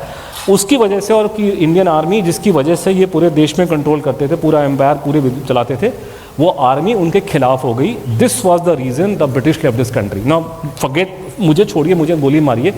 बाबा साहब अम्बेडकर BBC को इंटरव्यू दिया अपने जाने से पहले 56 का। BBC कोई नेताजी का फेवरेट दोस्त नहीं था, और बाबा साहब भी बायस नहीं थे, और वो सुभाष बोस के कोई वो फॉरवर्ड ब्लॉक में नहीं थे वो। तो बाबा साहब, आपको उनकी खुद की आवाज़, लोग बोलते हैं कि आप तो काट फाट के दिखा रहे हो, वहाँ पे टाइम नहीं है ना। आप चाहते हैं कि इंटेलिजेंस की रिपोर्ट देखो, मैं आपको पूरी रात सुनाऊंगा बैठ के एक रिपोर्ट। हमने सारी रिपोर्टें पढ़ी हैं, आपको दिखाने को हमने तो 2 दिखाई है, बिकॉज टाइम की कमी है। तो ये पूरा बाइट है, इसमें कोई एडिटिंग नहीं करी है, बाइट है पूरी। 1 मिनट की सुनिए। बाबा साहब आपको अपनी आवाज़ में बताएंगे कि मुझे समझ में नहीं आ रहा कि क्लेमेंट एटली, जो इंग्लैंड का प्रधानमंत्री, उसने डिसीजन ले कैसे लिया, क्योंकि किसी को उम्मीद नहीं थी इंडिया के आज़ाद होने की। अगस्त 1945 में रेड फोर्ट ट्रायल स्टार्ट होने से 1-2 महीने पहले कांग्रेस वर्किंग कमेटी का रेजोल्यूशन है, सरदार पटेल का ड्राफ्ट किया हुआ, कि उन्हें कोई उम्मीद नहीं थी कि इंडिया अंग्रेज छोड़ के जाएंगे। वही बात बाबा साहब बोलेंगे कि हमको उम्मीद नहीं थी, सडनली ये कैसे हो गया। फिर वो आपको वो रीज़न बताएंगे कि क्यों देश आज़ाद हुआ था। I do not know how suddenly Mr. Ackley agreed to give independence. That's a matter of secret which Mr. Ackley one day, I think, will disclose in his autobiography. How he came to do that, you see, because nobody ever expected. It is such a sudden change of front. Nobody ever expected. But it seems to me, from the analysis that I make about it, there are 2 things which I think led, you see, to the Labour Party to take this decision. One is the national army that was raised by Subhas Chandra Bose. The British had been ruling this country in the firm belief that whatever may happen, you see, in this country, and whatever the politician may do, you see, they will never be able, you see, to change the loyalty of the soldier. That was the one prop on which they were carrying on their administration. Now that thing was completely dashed to pieces, you see, when they found that even the soldier was being seduced, you see, and to form a party or a battalion to blow off the British. Then I think the British came to the conclusion that if they were to rule India, the only basis on which they could rule was the maintenance of the British Army. Going back to the year 1857, when the Indian soldier rebelled against the East India Company. And they found that it would never be possible for the British to supply India with enough European troops. I do not know how. हाँ, तो ये अब ये कहानी की जिस आदमी के वजह से This was spoken by one person who was neither a friend nor an enemy. But the same thing was spoken on record multiple times by an ideological adversary of Subhash Bose, and that was Veer Savarkar. He kept on saying the same thing till the time he was alive. कईयों ने बोला, but वो at least आप यहाँ, और जैसे उन्होंने prediction दिया कि one day he will reveal, in fact इनके बोलने के 1 साल बाद या कुछ महीने बाद एटलीस्ट आप यहाँ आए थे, कलकत्ता में आए थे, लखनऊ आए थे, and he was very outspoken about Subhash Bose. उस जमाने के चीफ जस्टिस जो थे कलकत्ता हाई कोर्ट के, उन्होंने बाद में लिख करके छोड़ा कि उसने साफ बोला कि India became free because of this man. Any हुआ, और उस बात को बार बार दोवल साहब वगैरह सबने पब्लिकली बोला हुआ है, आप देख लीजिए, सबको खुल के बात कर रहे हैं। जिस आदमी की वजह से आप आज़ाद हुए, ठीक है जी, उसकी मरने के ऊपर, डेथ पे, उससे ज़्यादा खराब पॉइंट बात और क्या हो सकती है। उस पर इंक्वायरी इतना, और उस पर कोर्ट के ऑर्डर पे इंक्वायरी होती है, इंक्वायरी करता है सुप्रीम कोर्ट का रिटायर्ड जज, जिस पर कोई उंगली नहीं उठा सकता। ऐसा नहीं, जजेस भी अलग अलग तरह के होते हैं, ज़्यादा मुँह मुँह खुलवाना हम लोग फंस जाएंगे यहाँ पे। तो जजेस भी अलग अलग, लेकिन उसका ट्रैक रिकॉर्ड बिल्कुल क्लीन है। वो पीछे जो बात कर रहे हैं ना, इंक्वायरी कमीशन बने थे 1970 में, एक बड़ा था शाहनवाज कमेटी बैठी थी, शाहनवाज खान के बारे में सब जगह बोलते फिरते हैं कि साहब वो तो INA में था। INA में तो था वो 1 साल के लिए था, उसके बाद बताओ ना 1 साल बाद कहाँ था फिर वो, पूरी जिंदगी कांग्रेस पार्टी में था उसके बाद में। GD Khosla commission of inquiry बोलते, GD खोस्ता था कौन? पंडित जी का दोस्त था वो, इंदिरा गांधी का बायोग्राफर था वो। ऐसे लोग इंक्वायरी करेंगे सुभाष बोस की डेथ की? तो उसमें ये जस्टिस मुखर्जी का कोई कनेक्शन नहीं किसी के साथ में। अगर आप उसको स्ट्रेच करेंगे, उनके पिताजी बहुत बड़े वकील थे, उनका छोटा भाई अभी बड़ा जाना माना क्रिमिनल लॉ एक्सपर्ट है कलकत्ता हाई कोर्ट में, और छोटी बहन भी मेरे ख्याल से बड़ी वकील है। अब सारा खानदान मतलब इस पेशे में है और कोई कनेक्शन किसी पार्टी के साथ नहीं। आप स्ट्रेच करेंगे तो फैमिली में कोई शादी हुई है किसी कांग्रेस के मिनिस्टर के साथ। तो बिल्कुल उस आदमी ने डिस्पैशनेटली बिल्कुल अपनी इंक्वायरी करी, उसकी रिपोर्ट को उन्होंने रिजेक्ट कर दिया गवर्नमेंट ऑफ इंडिया ने, और ये एक्शन टेकन रिपोर्ट थी पार्लियामेंट में जो टेबल हुई है। इसमें एक तो रीज़न नहीं दिया क्यों डिसमिस कर रहे हैं। सोचिए सही, अगर यही एक यहाँ पे एक मान लीजिए जैसे आपके यहाँ बंगाल में केस हुआ था, रिजनबुल रहमान की कंट्रोवर्सी हुई थी, सपोज उसके बारे में कोई कमीशन बैठता है इंक्वायरी, उस पर इंक्वायरी रिपोर्ट आती है और उस पर अगर गवर्नमेंट ऑफ इंडिया रिजेक्ट कर दे बिना रीज़न बताए, मैं आपको लिख के दे रहा हूँ कि बंगाल में चक्का जाम हो जाएगा कल से वोट करके। तो ये हालत हुई है कि कुछ नहीं है। तो ये this is how, and this is self testifies कि there is something terribly wrong somewhere, or it gives rise to suspicions and all that, and this also becomes the reason that even the manner of rejection of Mukherjee Commission report lends to the view that there is something wrong with the plain cash story. And I would any day I would trust a judge Supreme Court ka rather than a politician. So this is how. And this is another example of what I said at the beginning, facts evidence assumption, कि आप एक commission ने पूरा facts देखे, argument देखे, आपको evidence देखे, एक केस आर्ग्यू किया है 6 साल काम करने के बाद, वो सब देखने के बाद you come back with one line, हम नहीं मानते। I mean, what kind of response is that? That is not a rebuttal, that is not an counter argument, there is no factual argument there, there is no counter evidence, it's just an opinion, it's just an assumption, it's an assertion. I don't believe. So plane crash story is out. Now we come to the Russian angle. So he did not die in plane crash, any plane crash, so to speak, and he didn't die in Taiwan. It's clear. Now Russia के बारे में information record पे ये है कि there are multiple intelligence reports from different, like CIA का है, British intelligence का है, so and there are multiple accounts of people जो देखने में लगता है क्रेडिबल अकाउंट है, जो उन्होंने झूठ नहीं बोला। जैसे फॉर एग्जांपल ये रिपोर्ट इंटेलिजेंस की आपको मैंने कहा कंबाइंड सेक्शन बना था जिसने इंक्वायरी की थी। This is the last known report of the combined section, और उस पर ये मेंशन किया हुआ है कि it seems clear Bose and staff are trying to make a gate to Russia, which is something government does not accept even today, but reports from the intelligence of 1945-46 are very clear. Netaji was Russia bound and he had already established contact with Russian authorities.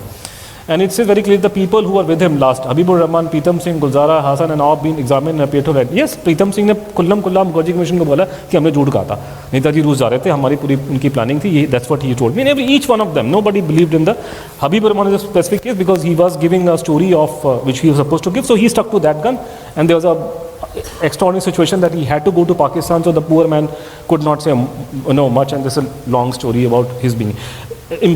More important thing is this part of the of the report, which is a very. I happened to show this report to a former director of IB, and he told me, well, this is a fantastic fantastic report. So he was telling me that in research journalism, and I was a journalist then, you have one thing common in our field. There is one thing common: if 3 multiple sources independent converge on same point, that's gospel truth. A person A sitting in Aurangabad tells you that Osama bin Laden is in Abbottabad, Pakistan में बैठा हुआ है. Person B who has no connection with the guy in Aurangabad and he's sitting in South America and he says कि bin Laden is in Pakistan, Abbottabad में. तीसरा आदमी बैठा हुआ आपका अफ्रीका में कहीं पे, वो कहता है जी Abbottabad में bin Laden. This gospel truth. 3 independent sources converging on one point. और अमेरिकन्स के पास में कोई डायरेक्ट एविडेंस नहीं था, कोई उनके पास में एविडेंस नहीं था कि बिन लादेन वहाँ बैठा, कोई फोटो नहीं थी, लेकिन इस तरह की इन्फॉर्मेशन आई थी, लेकिन उन्होंने जाकर के उसको. The funny part is that this same report was described by a very famous politician from Bengal who was a member of parliament and who also happens to teach history at the Harvard University. He called this report a bazaar gossip. He didn't have the basic understanding of what an intelligence report, a finished intelligence report means. He didn't even have the decency to check it with other I mean, he's a very well-connected person. इसमें अफसर का नाम एक तो Finney का नाम है, एक वेक्सटॉफ का नाम है. वेक्सटॉफ was the MI5's रशिया की जो डेस्क है, No, any 50s में वो हेड किया any historian worth his salt, and so much so that he teaches history in Harvard, should have been able to establish the credentials of this report. वो लंबा इसमें ये फिर ये साफ मेंशन किया कि they were not only getting information multiple side. From the Russian sources, they were getting information that Netaji was in Russia. For example, it says that they were informed by a Russian ambassador in Kabul that there were many Congress refugees in Moscow. The Russian Vice Consul General disclosed in Tehran in March that Bose was in Russia. So they were getting information from multiple sides, and तो उसमें अब हमें पूछेंगे यार, अगर आपके पास record है सब कुछ, तो फिर आपका ये प्रूव नहीं हो गया, फिर तो कोर्ट में चले जाओ, फिर क्यों आप हमें रिकॉर्ड दिखा रहे हो IIT में करके. देखिए प्रॉब्लम ये होती है कि इसमें ना लीगली एडमिसिबल एविडेंस करना बड़ा मुश्किल होता है.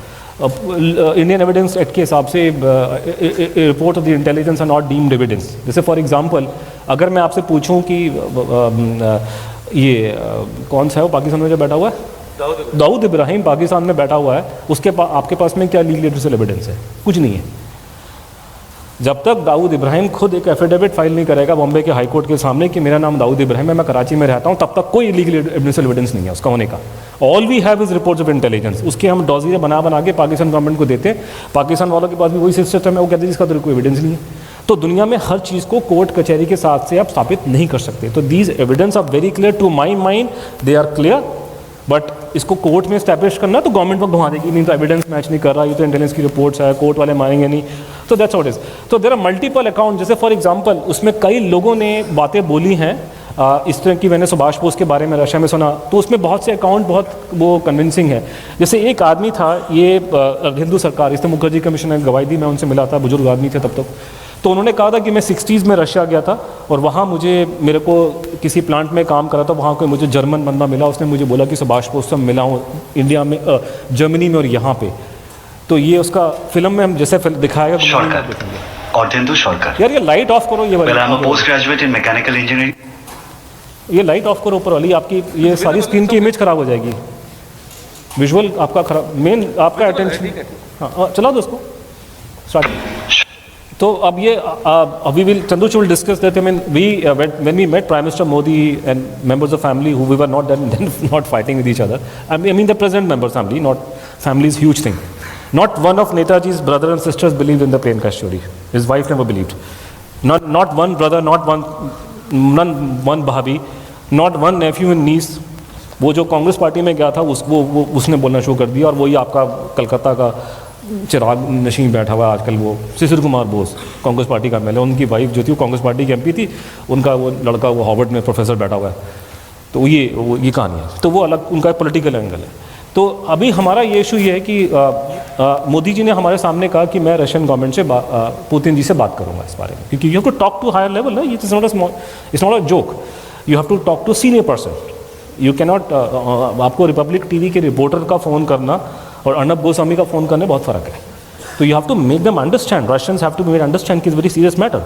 और उसमें प्रॉब्लम ये आ रही है कि हमारा अगर ऑफिशियल स्टैंड ये है कि Netaji died in a plane crash, what do you expect Russian to tell you the truth?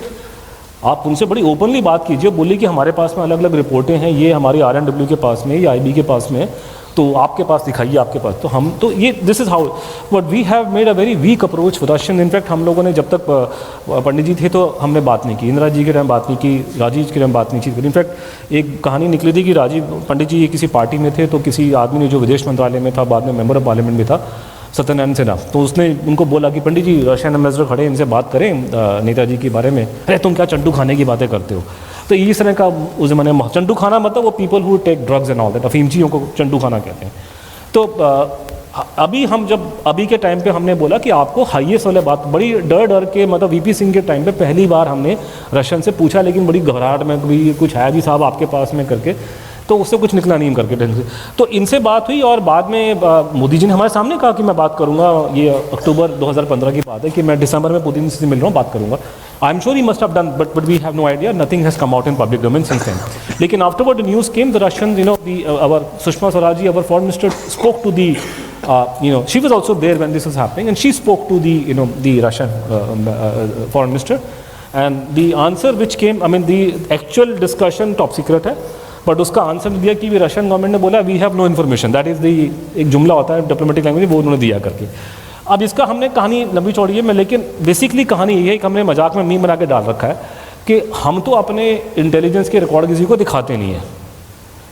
दुनिया में डंका बजाना है सत्य अहिंसा का तो हम बजाते हैं हिंदुस्तान के लोग, अपना तो हमने IB राव का रिकॉर्ड दिखाया नहीं सुभाष बोस से किसी को, और उम्मीद आप कर रहे हो कि रशिया वाले आपको KGB की फाइल दिखाएं। भाई क्यों दिखाएंगे आपको, ऐसे नहीं चलता ना। आप अपना पहले रिकॉर्ड क्लीन कीजिए अपना। हमने तो हमारा ही जब स्टैंड ये है कि Netaji died in a plane crash, कोई गवर्नमेंट आपको रिकॉर्ड नहीं देगी, पहले आप खुद, क्योंकि इसके अगेन लंबी चौड़ी कहानी है, हम आपको एग्जाम्पल दे सकते हैं केसेस के similar like Subhash Bose happening in other country, और 50 साल बाद रशियंस ने कहानी बदल दी। पहले बोलते रहे हमें पता नहीं पता नहीं पता नहीं, 50 साल बाद कहते कि हमने मार दिया उसको।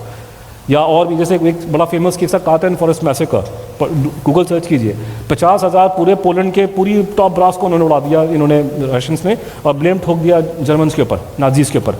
50 साल तक कहानी दबी रही, सबने बाजी, काटन फॉरेस्ट मैसेकर जो है रशियंस इन्होंने जर्मन्स ने मार दिया वॉर क्राइम है। 50-60 साल बाद जब ये फ्रीडम मिली है इनको, रशियन ब्लॉक से बाहर निकले हैं पोलैंड के लोग, उन्होंने बवाल मचा दिया और गोर्बाचोव को आके बोलना पड़ा कि स्टालिन ने ऑर्डर, अब उसको ऑर्डर आपको मिल जाएगा, स्टालिन ने ऑर्डर दिया था मारने का उनको।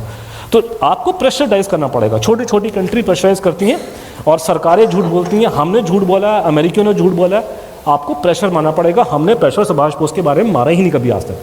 तो ये बेसिकली मजाक में ये कि अपना माल तो निकालो भैया पहले, दूसरे से क्या पूछ रहे हो कि तुम्हारे पास क्या है।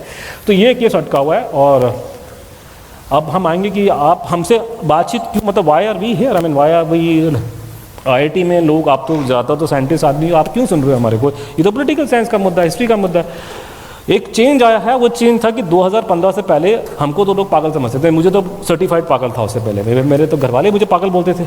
लेकिन 15 के बाद ऐसा माहौल चेंज देश में हुआ है कि सडनली सुभाष चंद्र बोस को लेके ये पूरे मेन स्ट्रीम मीडिया में एक अवेयरनेस आई है।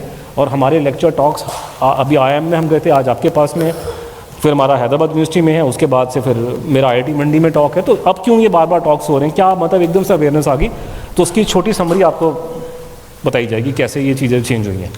Basically, what happened is,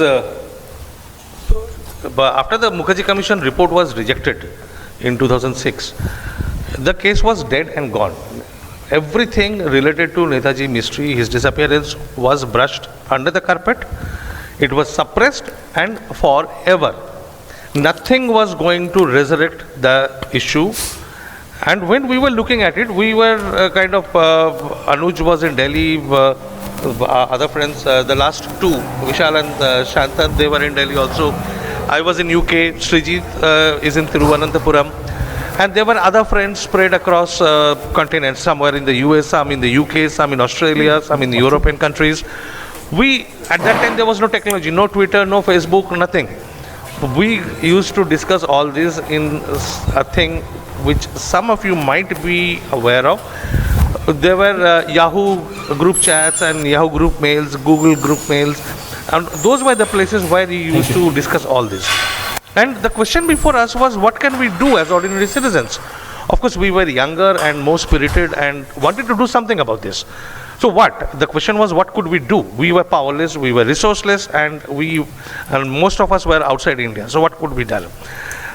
Fortunately, in 2005, the government of India passed a new law, and that changed the landscape of our country. The policy landscape, the judicial landscape, everything. It brought in a huge change. Probably nobody ever anticipated that it would have such a huge impact. And that law was the Right to Information Act. And it was a time when transparency was a very, very big issue, crucial issue. People wanted accountability. What was going on in the municipalities, what was going on in the Gram Panchayats, what was going on in the legislative assemblies, state governments, everywhere. But nobody thought probably that this law could also be used to unravel historical mysteries. It could be used to force governments to divulge information which they had been holding secret. And as we realized while we were looking into these issues, that almost everything, every piece of document related to Netaji was a secret. I mean, just consider this. The World War got over in, the Second World War got over in 1945. India got independence in 1947. Call it independence, call it transfer of power, whatever, but 1947. And the Indian National Army was disbanded in 1945, brought back to India. It gave rise to that movement, everything, the role played by it. What should have been the government's role? The government should have put up all information regarding the INA, the Azad Hind Fauj, in public domain, told people, informed people about the heroes, what they went through. Instead, they suppressed every piece of information. The files related to the INA were opened when? You won't believe it. 50 years after independence, in 1997. And those were only the INA files, 999 INA files. Files related to Netaji's life, his activities, politics, everything, and about the mystery, everything was under lock and key. So first, for us, the challenge was, what can we do to bring out that information? Transparency also, it became our key. Was it an earthquake? Somebody is not happy. Again.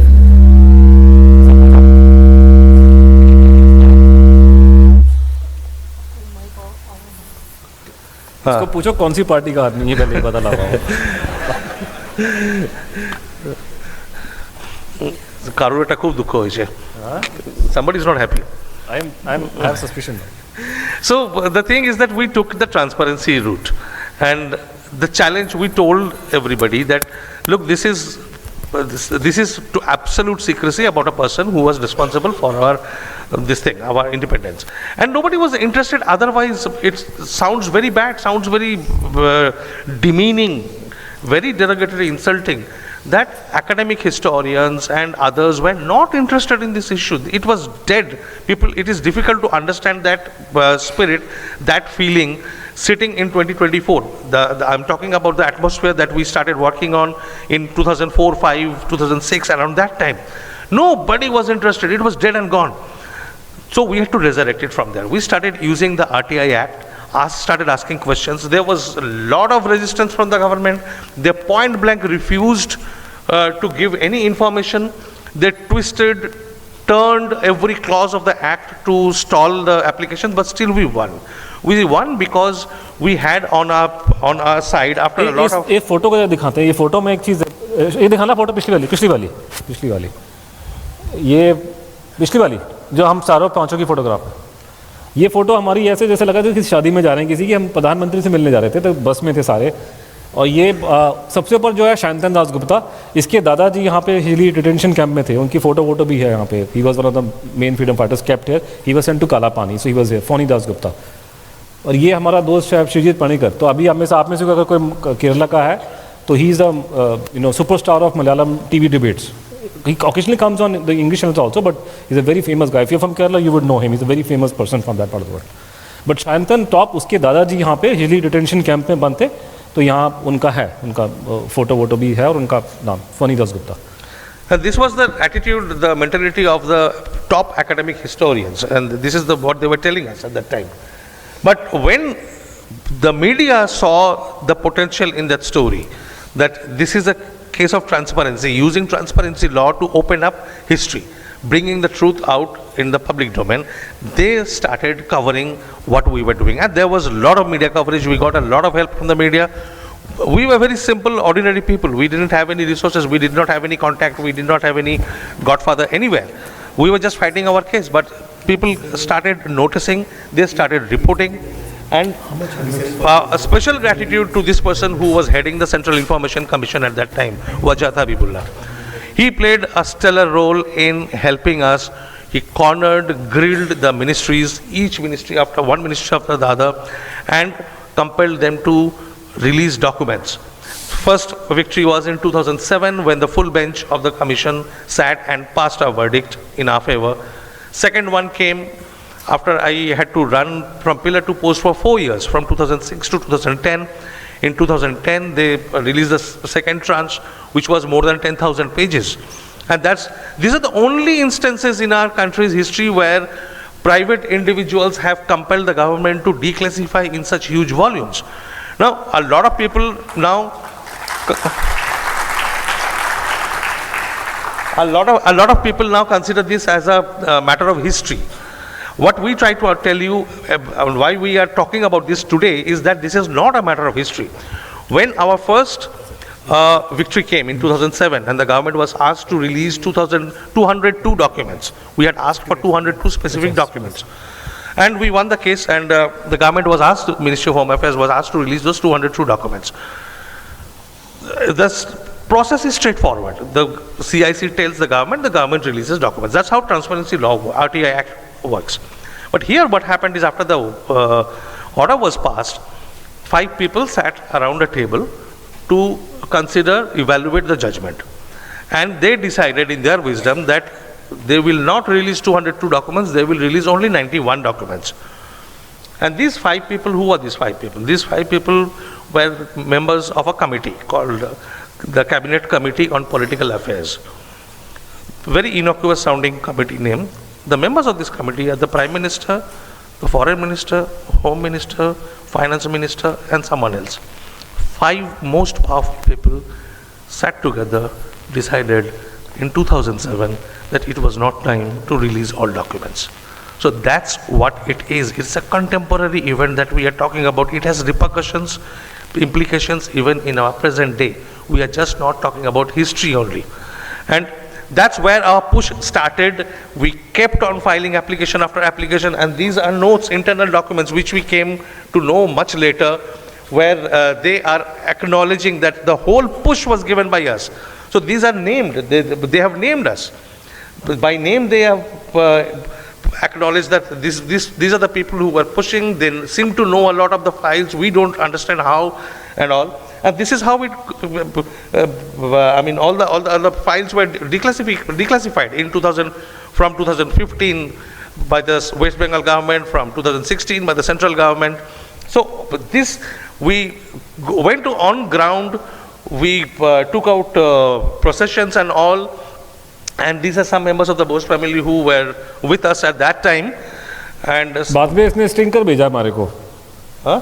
ये पिछली बार जब मैं talk देने आया था, so then he wrote a stinker. Professor Bose, DN Bose. अभी तो मेरे साथ खड़ा हुआ यहाँ पे. मेरे साथ में खड़ा के स्टोरी प्रमोट कर रहा था उस टाइम पे, और बाद में जाके स्टिंकर लिख रहा हमको. So all the moment we started talking about, he was a professor coming back, and then they all turned against us and started calling us traitors and whatever. We will come to that later. But that's how it worked, and this is the first instance of massive 64 files digitized, unheard of in India. 64 files were digitized and released in public domain. They burnt CDs, the West Bengal government burnt CDs and DVDs and released them in the public domain. So that was unheard of. And obviously, not all people were happy. Everybody had to cover it. It made headlines. It made the front page news. But ridicule continued. Netaji never got this kind of press coverage all his life. This is the maximum coverage ever, spotlight on Subhash Chandra Bose, and this is our, good deed that we were responsible for. This is what happens when a reporter is asked to read through 64 files overnight and give a verdict. So if you read the Telegraph headline, the Netaji pile, Ei Somoy, Asha Jagio, Osho Dimbo. So they don't even know what is there, and who knows? Who knows? The person who knows is the chief minister, aided by her intelligence officer. She knows what is in those files, and she clearly stated that all that the files indicate is that there was no plane crash, and she has continuously, time and again, she has stated the same thing. And obviously this was the work of Anuj at that time, where the elections were around the corner, when our campaign was at the peak, and he imagined that this is something that might happen. 2012 का है ये इसका diet अब check कर लो जाके Facebook पे. ये 2012 का है. मोदी जी का नाम तो कहीं था नहीं प्रधानमंत्री बनने में. तो 2012 में बैठ करके ना हमारे को ऐसे दिमाग में ख्याल आया, और ये एक नकली वाशिंगटन पोस्ट मैंने बनू करके मोदी जी की फोटो लगा ली, और इमेजिन किया कि Modi ji will become prime minister and he will release the files. So this is a man who saw tomorrow मेरा बन गया था एक बार में करके. But this is from 2010. You can go and check on Facebook. It's there. Then, of course, when the discussion on declassification happened, we went and met him with the Bose family members in the Prime Minister's house, and he promised that he would himself personally talk to the head of each state, UK, Russia, the US, and come back to us. I mean, I don't know what happened to that promise, whether he ever did or not, but Sushma ji did. Sushma Swaraj was the foreign minister. She did probably and made a couple of statements in parliament. But what happened is, when this thing came out, all these files came out, there was a lot of halla over the national media.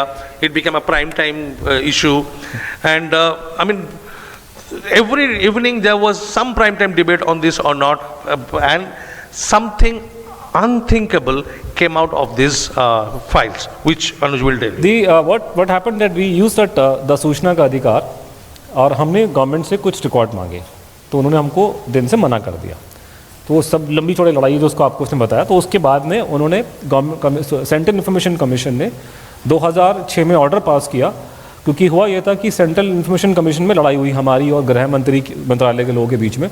तो उन्होंने आकर के उगल दिया मुँह से कि हमारे पास 70,000 पन्ने हैं सुभाष बोस की डेथ से जुड़े हुए, some of which are so volatile that if disclosed, quote, it may lead to law and order problem across the country, especially in West Bengal, unquote. So the commission passed an order in our favor. This is 2006, and all the people who are these information commissioners, like they were former secretaries of government of India, renowned historians, etc., they were all appointed by the previous government. So this is not happening now, because अभी तो लोग theory float कर रहे हैं कि BJP करवा रही है. This is all happening in the Congress's time.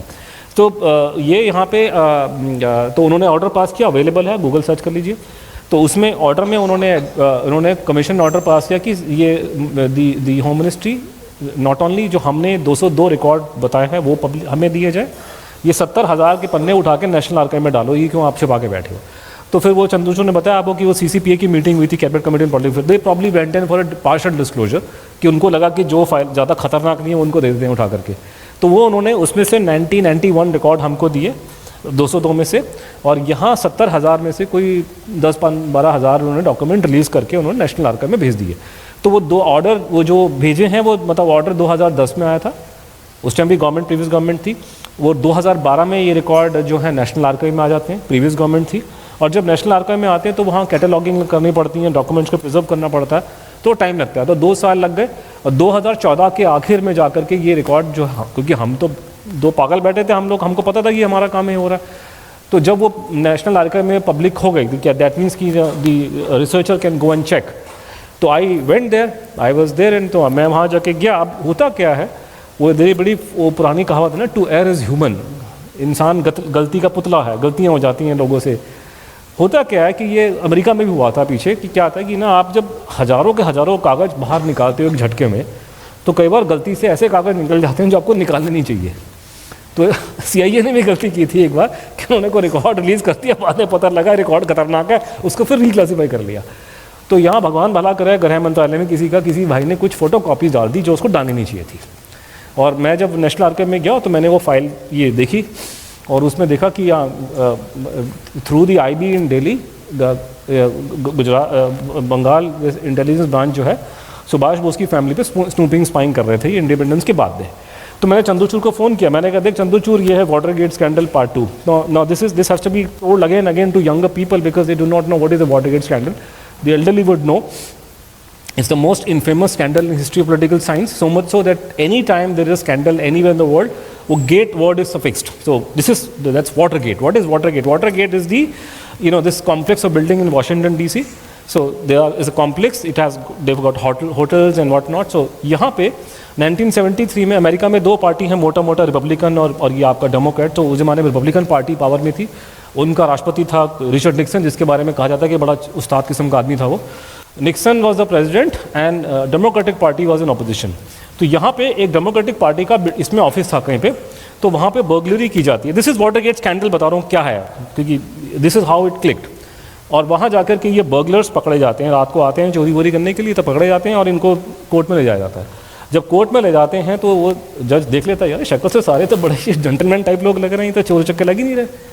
तो वो पूछता भी तुम क्या कहो कि आदमी क्या काम करते थे, शक्ल से तो ये लग नहीं रहे कोई चोर चक्के. तो उन्होंने तीनों ने एडमिट किया कि भाई हम तो गवर्नमेंट के रिटायर आदमी हैं. तो कहा जी गवर्नमेंट में कहाँ काम करते थे, कहते CIA में नौकरी करते थे पहले. तो तुम CIA के आदमी यहाँ क्या चोरी करने के लिए आ रहा हो पार्टी के ऑफिस में किसी में. तो इनके मुंह से उगल गया कि भैया हम तो वो आजकल तो भगवान भला करे टेक्नोलॉजी बड़ी फास्ट हो गई है, तो आजकल तो मशीन आ गई है, व्हाट्सअप पढ़ ली थी गवर्नमेंट. उस ज़माने में वो बेचारों को मशीनें लगानी पड़ती थी, ईव ड्रॉपिंग डिवाइसेस की डिब्बी लगा दी, यहाँ पे आपके फ़ोन टैप करा, ये करा वो करा. तो ये ईव ड्रॉपिंग और वो स्टूपिंग का ऑपरेशन उन्होंने माउंट किया था. अपोजिशन पार्टी पे। और ये केस जो है इसकी वजह से खुल गया, और जब वो खुला है तो पूरी अमेरिका में सिविल सोसाइटी, वहाँ का पूरा समाज खड़ा हो गया, और करते करते बात निकली कि अमेरिकन राष्ट्रपति को की नॉलेज से ये हो रहा था, उसकी नॉलेज में था, और पूरे अमेरिका में बवाल मच गया, पूरा उनका कोर्ट कचहरी सब। और वही उनका था कि तुम्हारी हिम्मत कैसे हुई राष्ट्रपति की अपने ही देश के लोगों पे जासूसी करवाने की, और अपने ही अपोजिशन पार्टी पे। This is what Watergate scandal is all about, कि उन्होंने अपने जासूसी करने की कोशिश की, और CIA के रिटायर्ड बंदे लगाए, और ये जाकर के वहाँ ये नौसिखिया लोग जाके फंस गए, ये पकड़े गए, और पूरा का केस खुल गया।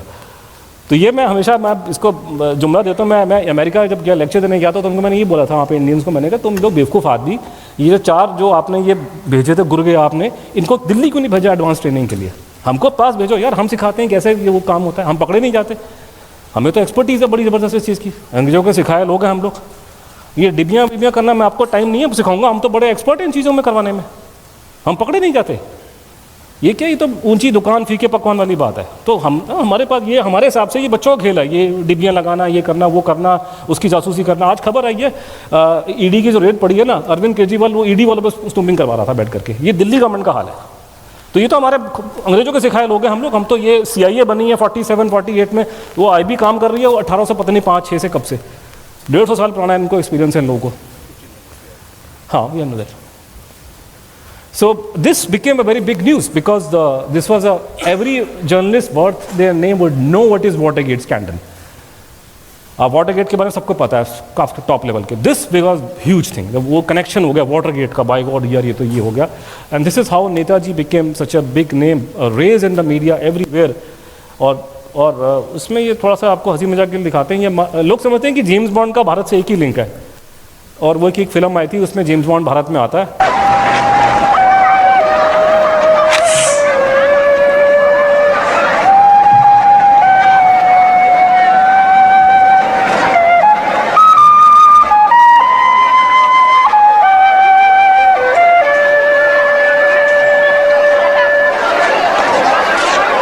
Charming tune.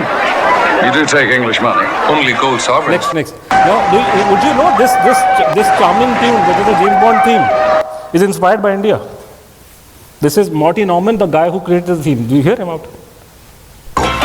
So tell me, where did the James Bond theme come from? It came from a musical that Julian Moore and I were writing called A House of Mr. Biswas, based on V.S. Naipaul's novel.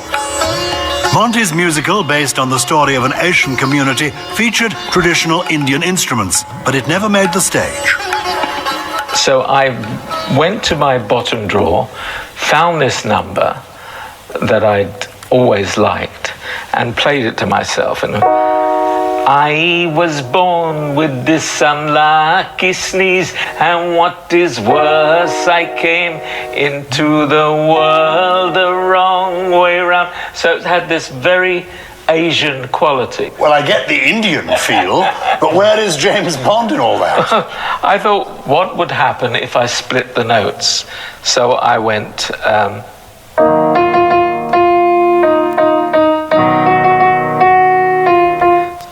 And immediately, the moment I did that, I realized that this was what I was looking for.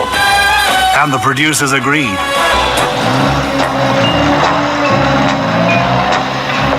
I'd like to send a cable. Yes, of course. His sexiness, his mystery, his ruthlessness. It's a number 5. It's all there in a few notes. Good night, Mr. Bond. And obviously, the world agrees. Next. These are very खतरनाक thing, को छोड़ दीजिए आप। I mean ये सब। तो this became a very this became the नहीं इसको छोड़ दीजिए, इस पे फंसेंगे हम लोग यहाँ पे। ये वो सारे एडजेक्टिव जो उन्होंने बोले ना बीच में उसके बारे में, वो हमारे पुरानी यादें ताज़ा हो जाती है सुन के उसके बारे में हमारे को। हमारे जो बुजुर्ग पहचान जाएंगे इसकी बातें हम कर रहे हैं। आजकल का ज़माना शराफत का ज़माना है, बड़े शरीफ लोग प्रधानमंत्री वगैरह बन रहे हैं आजकल। तो आजकल को ऐसे कुछ होते नहीं है चीज़ें, वो ज़माने कुछ और थे, लेकिन अब क्या बात करें उसकी। So all this declassification happened after we found out the snooping story and it was published. निकाल दिया और उठा के हमने वो मीडिया में उनको दे दिया, वो कवर स्टोरी बन रही हैं और ये पूरे देश में फ्रंट लाइन पे, फ्रंट पेज पे स्टोरियाँ आ रही कि सुभाष बोस की. Now here you have to understand one thing कि ये स्टोरी अभी भी लोग बोलते हैं कि नेताजी की फैमिली पे जासूसी हो रही थी. नहीं, पहली बात जो समझ में आया है, पहली बात जासूसी सिर्फ बंगाल में नहीं हो रही थी, आपको अलग अलग जगह से, मद्रास से मिल रहे हैं. एक चीज़ हमें, I mean we were caution not to talk about any politics और political controversy, but there is something that you must know which is very funny. It tells a lot about our political system in our country. कि इस time पे every evening there used to be a prime time debate, and obviously the point of suspicion was towards Congress and everybody was criticizing Congress. All the spokesperson who defended Congress at that time are now in BJP. So this was happening everywhere. I mean, this came, I mean, we are just discussing what happened in media, so just it's out in the open. So this was like happening probably across the country, and they were snooping upon each and every person who had any remote connection with Subhash Chandra Bose. INA men also were veterans, historians, journalists. So it was not just the family. Anybody who had any connect with Netaji was being snooped upon, and this came, like for example, this is one example of one Prithviraj Sabba who was spied upon by the intelligence branch in Calcutta. Because why? What was his crime? Why did they go after him? Well, he asked Netaji's elder brother, Sharat Chandra Bose, is Netaji alive in 49? Of course, they became suspicious of him. So they went after him and they filed this report. Thorough inquiry has been made about this writer of the letter. His name is Prithviraj Sabba. His age about 15 years. 15 साल के बच्चे के बारे में इन्होंने उसको बख्शा नहीं, लोगों ने बच्चों को तक नहीं छोड़ा लोगों ने, और स्कूल का नाम दिया करके, and it is learn from the headmaster school. There is nothing against him politically otherwise. 15 साल के बच्चे के बारे में ये लिख रहे हैं बैठ करके, रिपोर्टें फाइल कर रहे हैं. और रिपोर्टें कहाँ जा रही हैं? Secret copy forward for information to Shri PK Basu, deputy commissioner police special branch. IB में भेजी रिपोर्ट उन्होंने यहाँ उसके बारे में. किसी को उन्होंने छोड़ा, पूरा नेटवर्क और पूरा entire media. Now this is interesting. This document will tell you everything if you understand it. Now the thing is कि that the 55 का रिकॉर्ड है, इंटरसेप्शन है, और ये इंटरसेप्शन है कि नेताजी का जो वाइफ यहाँ चिट्ठी लिखते थे उसको ये इंटरसेप्ट करके फाइल में लगाते थे. तो ये खुलापन, कितना देश कितना महान था अब उस टाइम पे, आप देख लीजिए. आगे मैं बोलूँगा नहीं, बहुत उसमें खतरनाक बात है. तो एनी हाउ, तो इसमें ये जो क्या नाम है, तो उनके जो करस्पॉन्डेंस को इंटरसेप्ट करके फाइल में लगाया जा रहा है. सुभाष बोस की वाइफ जो है वो क्या बात कर रही है अपने भतीजे के साथ में हिंदुस्तान के अंदर. यहाँ प्रॉब्लम आ रही है कि ये रिकॉर्ड 55-56 का, सुभाष बोस को मरे 10 साल हो चुके हैं, and according to government of India he is dead and gone 10 years earlier. आप आज के दिन में सोनिया गांधी जी को राजीव गांधी जी की विडो बोलेंगे, वाइफ बोलेंगे? Unfortunately anybody who have basic understanding English language, and these guys are experts in English actually. They had such a good command of the language that the perfect English they have written documents if you see others. And obviously Sonia Gandhi ji is unfortunately Rajiv Gandhi's widow, because Rajiv Gandhi ji is no more. तो इस पे जो intelligence community ने जो comment हमारा वो ये मारा, the addressee is evidently the alleged wife of Subhash Chandra Bose. So you know that the guy is not dead. He does something, you know, and this is how everybody in mainstream media. I told you at the start, we are not showing you any tabloid here. These are all gone, you know, India Today, the standard newspaper or documents and so on and so forth. This was everywhere. This was a story filed by the Hyderabad Times of India, RE. IB did not believe Netaji died in 45. The snooper family members to get information on his whereabouts. So these are all, and Didi also made a statement publicly after seeing the records. This gentleman was then Commissioner of Police of Bengal, and he had earlier been withdrawn. Then he became the DGP of Bengal Police, very able officer. So obviously she is not giving her own mind. No? She is the CM of the state. She obviously is being briefed by the officers who have seen the file. So this was there, and then Mr. MJ Akbar, speaking on behalf of the BJP, made the same statement ki this was the only reason for snooping and spying. So obviously, if the machinery is going after this person in 60s or 70s, in fact, one of the members of the Subhash Bose's family said that he gave to understand ki his father, who was Netaji's nephew, was spied up to till his death, that is 84. तो आप 80 तक जासूसी कर रहे हो सुभाष बोस के खानदान की, तो इसका मतलब प्लेन क्रैश में तो नहीं मर सकते. रशिया वाली कहानी भी जो बोलते हैं कि स्टालिन ने मार दिया, स्टालिन तो मर गया था 53 में, इसका मतलब ये कहानी कुछ लगा आगे जा रही है करके. तो ये जो है, और ये एक आपको छोटा सा ये आदमी जो है, एक आखिरी बाइट दिखाते हैं, ये आत्मा जयाराम है. इनके नाम बड़े अच्छे अच्छे होते हैं IB वालों के, डायरेक्टर्स के खासकर. आत्मा Jayaram was the director IB, और इसकी 1972 में कमीशन के सामने पेश की हुई थी. और 1972 में तो किसी को नहीं मालूम था ये स्नूपिंग, तो अभी निकली है 2015 में कि स्पाइंग चल रही है सुभाष बोस को लेकर के. उस टाइम पे तो कहानी बंद थी, किसी को नहीं मालूम क्या हो रहा है क्या नहीं हो रहा. तो इसको ये सवाल उन्होंने पूछा था रिकॉर्ड पे, भाई इसको पूछा भी तुम्हारा डिपार्टमेंट का सुभाष बोस के बारे में कुछ इंक्वायरी कर रहा है. Today we know that they were doing it, but back then it was not a public knowledge. So this man had to dodge. कितने ब्यूटीफुल तरीके से वो डॉज करता है ये देखिए. तो इससे जब सवाल पूछा गया, हमने रिकॉर्ड निकाला इसका सूचना के अधिकार में और सब कुछ करा करके, तो सवाल इससे पूछा जा रहा है सिंपल बेसिक क्वेश्चन कि यू नो ही सेइंग कि I am not director of IB. Jairam, Atma Jairam ji, has your department been dealing with the subject of Subhash Chandra Bose? He should have said no. Why should we deal with Subhash Bose? Subhash Bose died in 45, isn't it? That's a simple answer. But his answer is, as director of the intelligence branch, I can only say what the intelligence department has as director of intelligence branch, I can only say that the intelligence department has a wide responsibility, and whatever the government wishes to know, we will do it. But it is difficult for me to say what we do and what we do not. That means yes. It means yes. I mean, एक आप लोगों ने नाम सुना होगा, ये Humphry एपलबी का नाम सुना होगा, एक फिक्टिशियस सीरियल आता है, yes prime minister, yes mister. तो आपको I will urge the younger people to go on YouTube and see it. It shows you how this is a small clipping. इसमें ये दिखाया जा रहा है कि ये आदमी इंग्लैंड का प्रधानमंत्री है, ये आदमी सेक्रेटरी है, ये अभी आके इसको बोलेगा भैया मैंने पार्लियामेंट में किसने मुझसे पूछा था कि तुम क्या इस मंत्री की जासूसी कर रहे हो, किसी MP की, और मैंने मना कर दिया.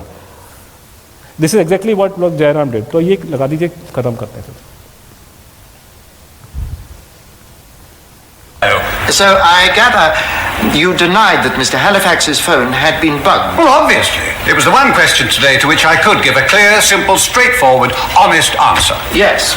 Unfortunately, although the answer was indeed clear, simple and straightforward, there is some difficulty in justifiably assigning to it the fourth of the epithets you applied to the statement. Inasmuch as the precise correlation between the information you communicated and the facts insofar as they can be determined and demonstrated is such as to cause epistemological problems of sufficient magnitude as to lay upon the logical and semantic resources of the English language a heavier burden than they can reasonably be expected to bear.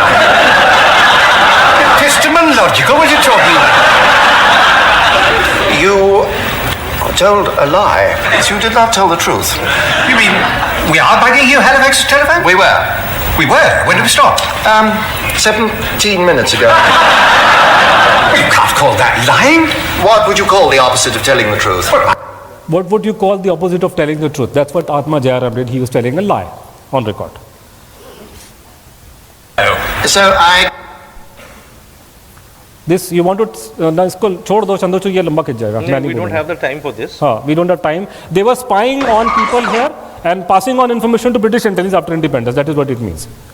It's all about transfer of power and all that. It's very, very complicated. It's very sensitive also. Now that brings us to the third scenario. We have told you the story of the plane crash. We have told you the story of the possibility of Netaji escaping to the Soviet Union. And we have seen that plane crash thing did not happen. There is no question of it happening. There is no truth in it. There is some element of truth that about his going to Russia, and we have some indirect evidence, although there is no direct evidence in terms of somebody stepping up and saying that, oh, well, he was here. So at the government level, there is no corroboration, but there is enough evidence to indicate that he was there. Doing what was going on, we don't know. But about his presence, there is enough indication. So that being the case, then what happens is that when we look at the third scenario, which is that he came back to India and spent 30-35 years here, incognito, living anonymously, not coming out openly in political life. This question is, how do we know where the truth lies? And how do we know what exactly happened? Who was this man? Now the problem here is that there is no government records regarding him, very few, and all the government records that we have found are post 1985 vintage, not related to those years when he was going around in different places of the country and doing a lot of stuff and fantastic stuff going by his own claims. So it's something like a jigsaw puzzle, and a lot of people don't realize this or don't want to understand this, that when you are looking into a case like this, you have to source information from different places, from different people, and put them together, try to see whether they are fitting in or not. It can't be a force fit. If it doesn't fit, it will not fit. You will not get a big picture, a cohesive picture. But if the pieces of information fit together, a clear picture starts emerging. And that's what we found here. That this is what we found, the pieces, we started putting them together, and it started taking a shape. And that's when we knew that this is where the truth lies. And this is a very interesting statement by Atal Bihari Vajpayee.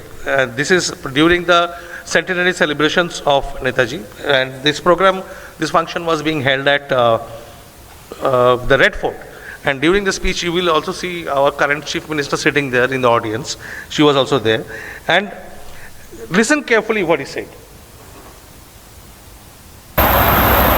जब प्रधानमंत्री राष्ट्र को संबोधित करने के बाद जय हिंद का जय घोष पुनरुच्चारित करेंगे, जब करोड़ों कंठों से जय घोष मंत्र बनकर, नारा बनकर गूंजेगा, तब नेताजी को हम अपने आसपास यहीं कहीं पाएंगे। नेताजी हमसे दूर नहीं जा सकते, नेताजी हमारे हृदयों में बैठे हुए हैं। अश्वत्थामा की तरह से नेताजी चिरजीवी हैं।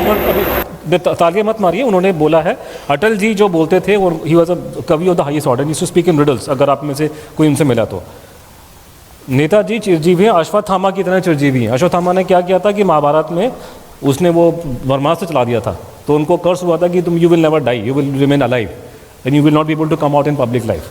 अब इसकी लंबी चौड़ी कहानी है, क्योंकि इसके पीछे बहुत लंबा चौड़ा कहानी कौन है, अब उसमें जाना पड़ेगा कि संघ का क्या लिंक था गुमनामी बाबा के साथ में, अटल जी वहाँ गए थे नहीं गए थे, ये लंबी चौड़ी कहानी। बिकॉज ईच ऑफ दिस, ये जो आपको दिखा रहे हैं, इसके पीछे लंबी डिटेल्स हैं। That's why this very long and winding story. I mean, if we start the presentation from here, this part itself will take more than 3 hours if we want to go into the details. Because problem है ना, आप बात कर रहे हो एक ऐसे case की जो, देखिए अगर हम आज बैठ के बात करें कि आज का भाषण करते हैं कि अभी दिल्ली में क्या चल रहा है, ईडी की रेड चल रही है, तो आपको पता है ईडी क्या है, आपको बेसिक पॉलिटिक्स पता है, you know the basic character, Satyendra Jain कौन है, अरविंद केजरीवाल कौन है। प्रॉब्लम ये है कि आपको ये नहीं पता आत्माराम जयराम कौन है, आपको ये नहीं पता कि भाई ये फलाना ढमकाना कौन था। वो सर्कमस्टेंसेस टाइम्स की हम बात कर रहे हैं जो आज से 30, 40, 50 साल पहले की बातें। हाँ, तो लोग मनमोहन सिंह को भूल गए। तो प्रॉब्लम है कि हमको सारी बातों को लोगों को रिवाइव करना पड़ता है, बताना पड़ता है, समझाना पड़ता है, कॉन्टेक्स्ट देना पड़ता है। So it becomes very complicated, so it takes time. Not everything is life is like a Shahrukh Khan film कि that in 2 hours everything is settled. No, you know very well कि life is not 2 hours movie. It takes time, and this is a very complicated matter. It takes time to understand, and once you have gone through and given that much of time, it is absolutely black and white case today, very clear. So we don't have time. I mean, a story that needs 3.5 hours to explain, we have about 10-15 minutes to explain to you. And so we will compress a lot of stuff. We will not go into the details. The brief timeline is like this. This is where the story began. This is the bank of the Saryu River. And this is a place called Guptar Ghat. This is a temple. If you niche jo hai, that is the temple, Sita temple, Ram, Sita, Lakshman, Hanuman ji ka विग्रह है सारे वहाँ पे। तो it's a very holy place in Hindu theology, and it's said that is the place जहाँ पे Sri Ramchandra went down the waters and gave up his life. जल समाधि बोलते हैं।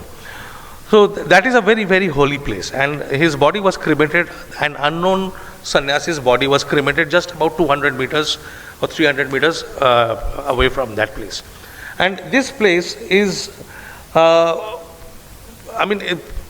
the body was just brought there and cremated.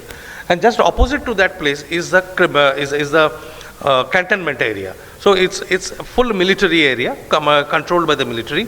And as the border of the cantonment ends, across a small road is this area. Now there is a new the memoriam set up there. So people know when exactly the body was cremated, but at that time this is all. अगर आप अयोध्या में राम मंदिर देखने जाएंगे तो आप गुप्तार घाट बिल्कुल जाओगे, ये सारा रेनोवेट हो गया। ये बहुत 2016 की फोटोग्राफ है नीचे वाली। तो आपको ये you go to Guptar Ghat, ask anybody, वहाँ पे गुमनामी बाबा की समाधि आपको दिखाई देगी। So now what the UP government has done, they have put up an official board that Gumnami Baba Samadhi. So you don't even have to ask anybody. Now this is something which I want you to look at carefully.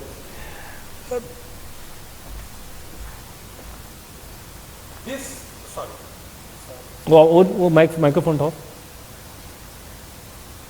This one. So this is a place called Rambam. This place. Here, can you switch off the light here? This is civil lines, the area where all the important people in the town they live. So, on the civil lines, there's a mention called Ram Bhavan. So this is a place called Ram Bhavan, and this is where this unknown person used to live. And this is the civil lines. This area, if you look at this road, it was just on the main road. This house, Ram Bhavan. People who, what are the institutions at this place? The district court, the district magistrate. There is a government office called Vikas Bhavan, the civil lines, and just behind the Ram Bhavan, sharing the same boundary wall, is the Dogra regiment. Headquarters? Yes. Of the Dogra regiment. Dogra regiment headquarters, cantonment. And here, the body is taken, after he dies, the body is taken from here and cremated here, Uttarghat. So it is taken through the Dogra regiment, the cantonment, through the military area, and cremated here without any permission. The body wrapped in national flag, 13 people taking the body in a matador van, being followed by PAC, which is the provincial armed constabulary, the famous force of the Uttar Pradesh government. The police, the army is watching, and high officials noticing what is going on. In front of everyone, the body is taken and without any authorization is cremated here on the ghats of the Saryu River. And nothing happens, nobody says anything, a word against that. So this is something that you need to realize, that here was a man without identity, living here for 3-4 years at the heart of officialdom, UP's officialdom. The most important servants, government servants sitting there, right in front. And once this news spreads that this man has died, this is the public reaction. People throng, they come to, who is this man? Icon. Kaun tha yahan pe? Because news has spread by that time. There is a lot of rumor, a lot of gossip going on that this person was Netaji. This is what, I mean, these are not shown, these are not told or shown anywhere, but this was a public reaction and cutting across political lines. This was not sponsored by any political party. This was an autonomous movement where people just came from, they wanted to know the truth. And all the important newspapers started covering the news, started their own investigation. The first one was Nyalog, which started the investigation, the local newspaper which is responsible for the name Gumnami Baba. Now, that is a local, very local flavor name, which of course we Bengalis don't like, or anybody, any other part of the country, that name does not fit with Netaji's image, with Netaji's life, and obviously we don't like it. And we also don't use it. So we say so-called Gumnami Baba because the name stuck. Gumnami Baba means a sadhu or sannyasi whose name is not known. But we don't seem to understand that does not sit with our sensibilities, so we don't like it. And that is perfectly all right. But all the important newspapers, Nyalog, Navbharat Times, Swatantra Bharat, Jan Morcha, Amrit Prabhat, and the most important English newspaper in the province, the Northern Indian Patrika. And they ran their investigations, detailed investigations, particularly particularly the Nyalog and Amrit and Northern India Patrika, they ran very, very granular, detailed investigations and finest investigations. Particularly the NIP investigation is still considered one of the best cases of investigative journalism. I haven't seen such fine investigation by journalists. Now, it came out that after all they did, it came out that this man was based out of UP and was moving from one place to another. Places like Mainpuri. Very secretive man. He used to not show his face to anybody. He would sit in a room. You can't see him. You go inside. He will just cover his face. He's moving around at night time. So very secret man. But by and by, there will be different claims being made. Oh, Babaji can speak good. He's an ICS officer. Somebody hears him speak in English. He's speaking in Bangla. Or then they will see the chief minister's car has come. So people will become suspicious about him. The moment this man would just run away. So he was somebody who was actually running away. So moment anybody suspected he was Netaji, when somebody supposed saw his face, he would just run away from that area.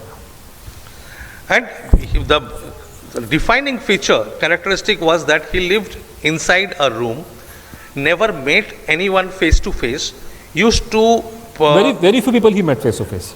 That is, we'll come to that later. I mean, you can count them on fingers, the number of people he met face to face. But most people used to come and talk to him across a curtain. He used to sit inside the room, and across the curtain they used to talk. And even then, all those who wanted to meet him were not allowed. They were scrutinized, some were recommended, only they could gain entry and enter where he used to live. And then they used to speak across the curtain. Now, so his room where he lived, that room was out of bounds. Now, once he passed away, that room was now open to public. People were able to enter inside for the first time. And this is what they found. When they entered, they found it's thousands of books, documents, things like this. I mean, you look at smoking pipes, round glasses, golden plated glasses, golden plated Omega watch, chronometers, this set, all these round glasses. Netaji's mother had given him a gold watch, Omega gold watch. We are not sure that this is the same watch, but so Omega, Rolex. His mother had given a gold watch, Omega, Rolex, Favaluba, all these high quality watches, photos of Netaji's family, his parents, and they were nicely kept, not displayed, not flaunted, but nicely stored, preserved, where he could easily see them.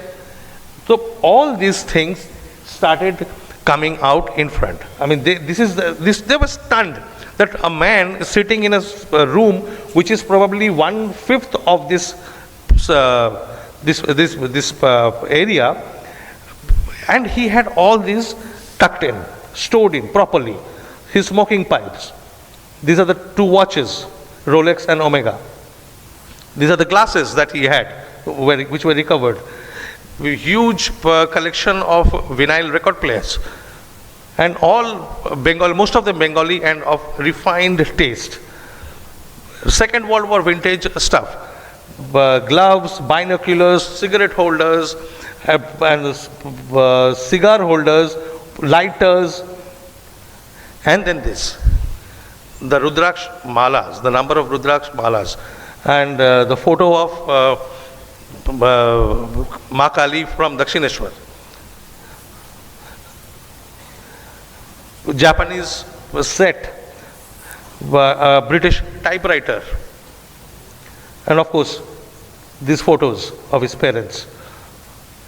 Now, of course, question arises, where did he get all these things? As far as photos and books were concerned, most of them he used to ask. Where it concerned his parents' photos, he used to tell people who were from Kolkata that go there, in this room you will find this photo of my father, of my mother, and this photo of myself. Go and get those. I need copies of those. So he used to give very specific instructions. When he needed books, he used to specify that in our school days we used to study this edition. I need that edition. When he used to ask for Ramakrishna Kathamrita, he used to ask for a specific year's edition, because he believed that was the unedited version. He wanted that. If he wanted Pilgrim's Progress, he used to mention the year of publication which he wanted. So, and which of these would be available in which shop in Kolkata. He used to specify that go to that area, go to that shop. So he knew Calcutta like the back of his hand. He knew what was happening, what was available in Netaji, what is now called Netaji Bhavan. And so he used to pass specific instructions. These are some of the examples. So where he says, World Atlasher boro map samuher boro boi, যাতে পৃথিবীর সমস্ত দেশের maps আছে 1910-এ যাহা high স্কুলে কলেজের জন্য ব্যবহৃত হতো. So he wants a world atlas published in 1910 which was taught in the high school and colleges during that time. In 1910, where was Subhas Bose? He was preparing for his high school. So he wants that one. So you can join the dots. There are plenty. This is just one small example. And after reading all this, Anuj ji explain karo aap, उसके वो अब वो जब बात करते थे ना, तो I mean there's another point, I mean the multi-point, like he used to call himself your dead man. you're dead man. That is how he used to, if he's talking to people who are talking to him, and he knew and they knew who he was. But it's general way of the Gumnami Baba, as he said, is a name given by media. So when this man used to talk of himself, generally speaking, he had many names, but the way he used to describe himself was you're dead man.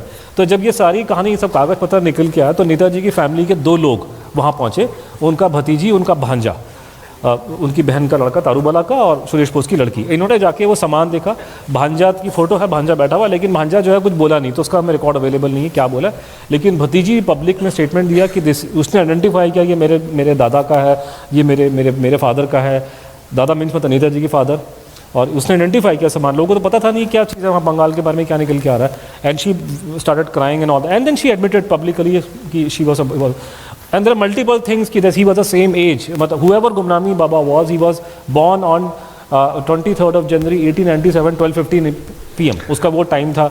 I'm sorry, we have almost run out of time. We have basically around 5 minutes, so we will just rush through showing you the evidence. तो आप story में इसमें कहानी ये है, इसको छोड़ दी, सबकी हमने सारा कुछ चेक कर लिया, हाइट वाइट वो सब चीज़ें छोड़ दीजिए।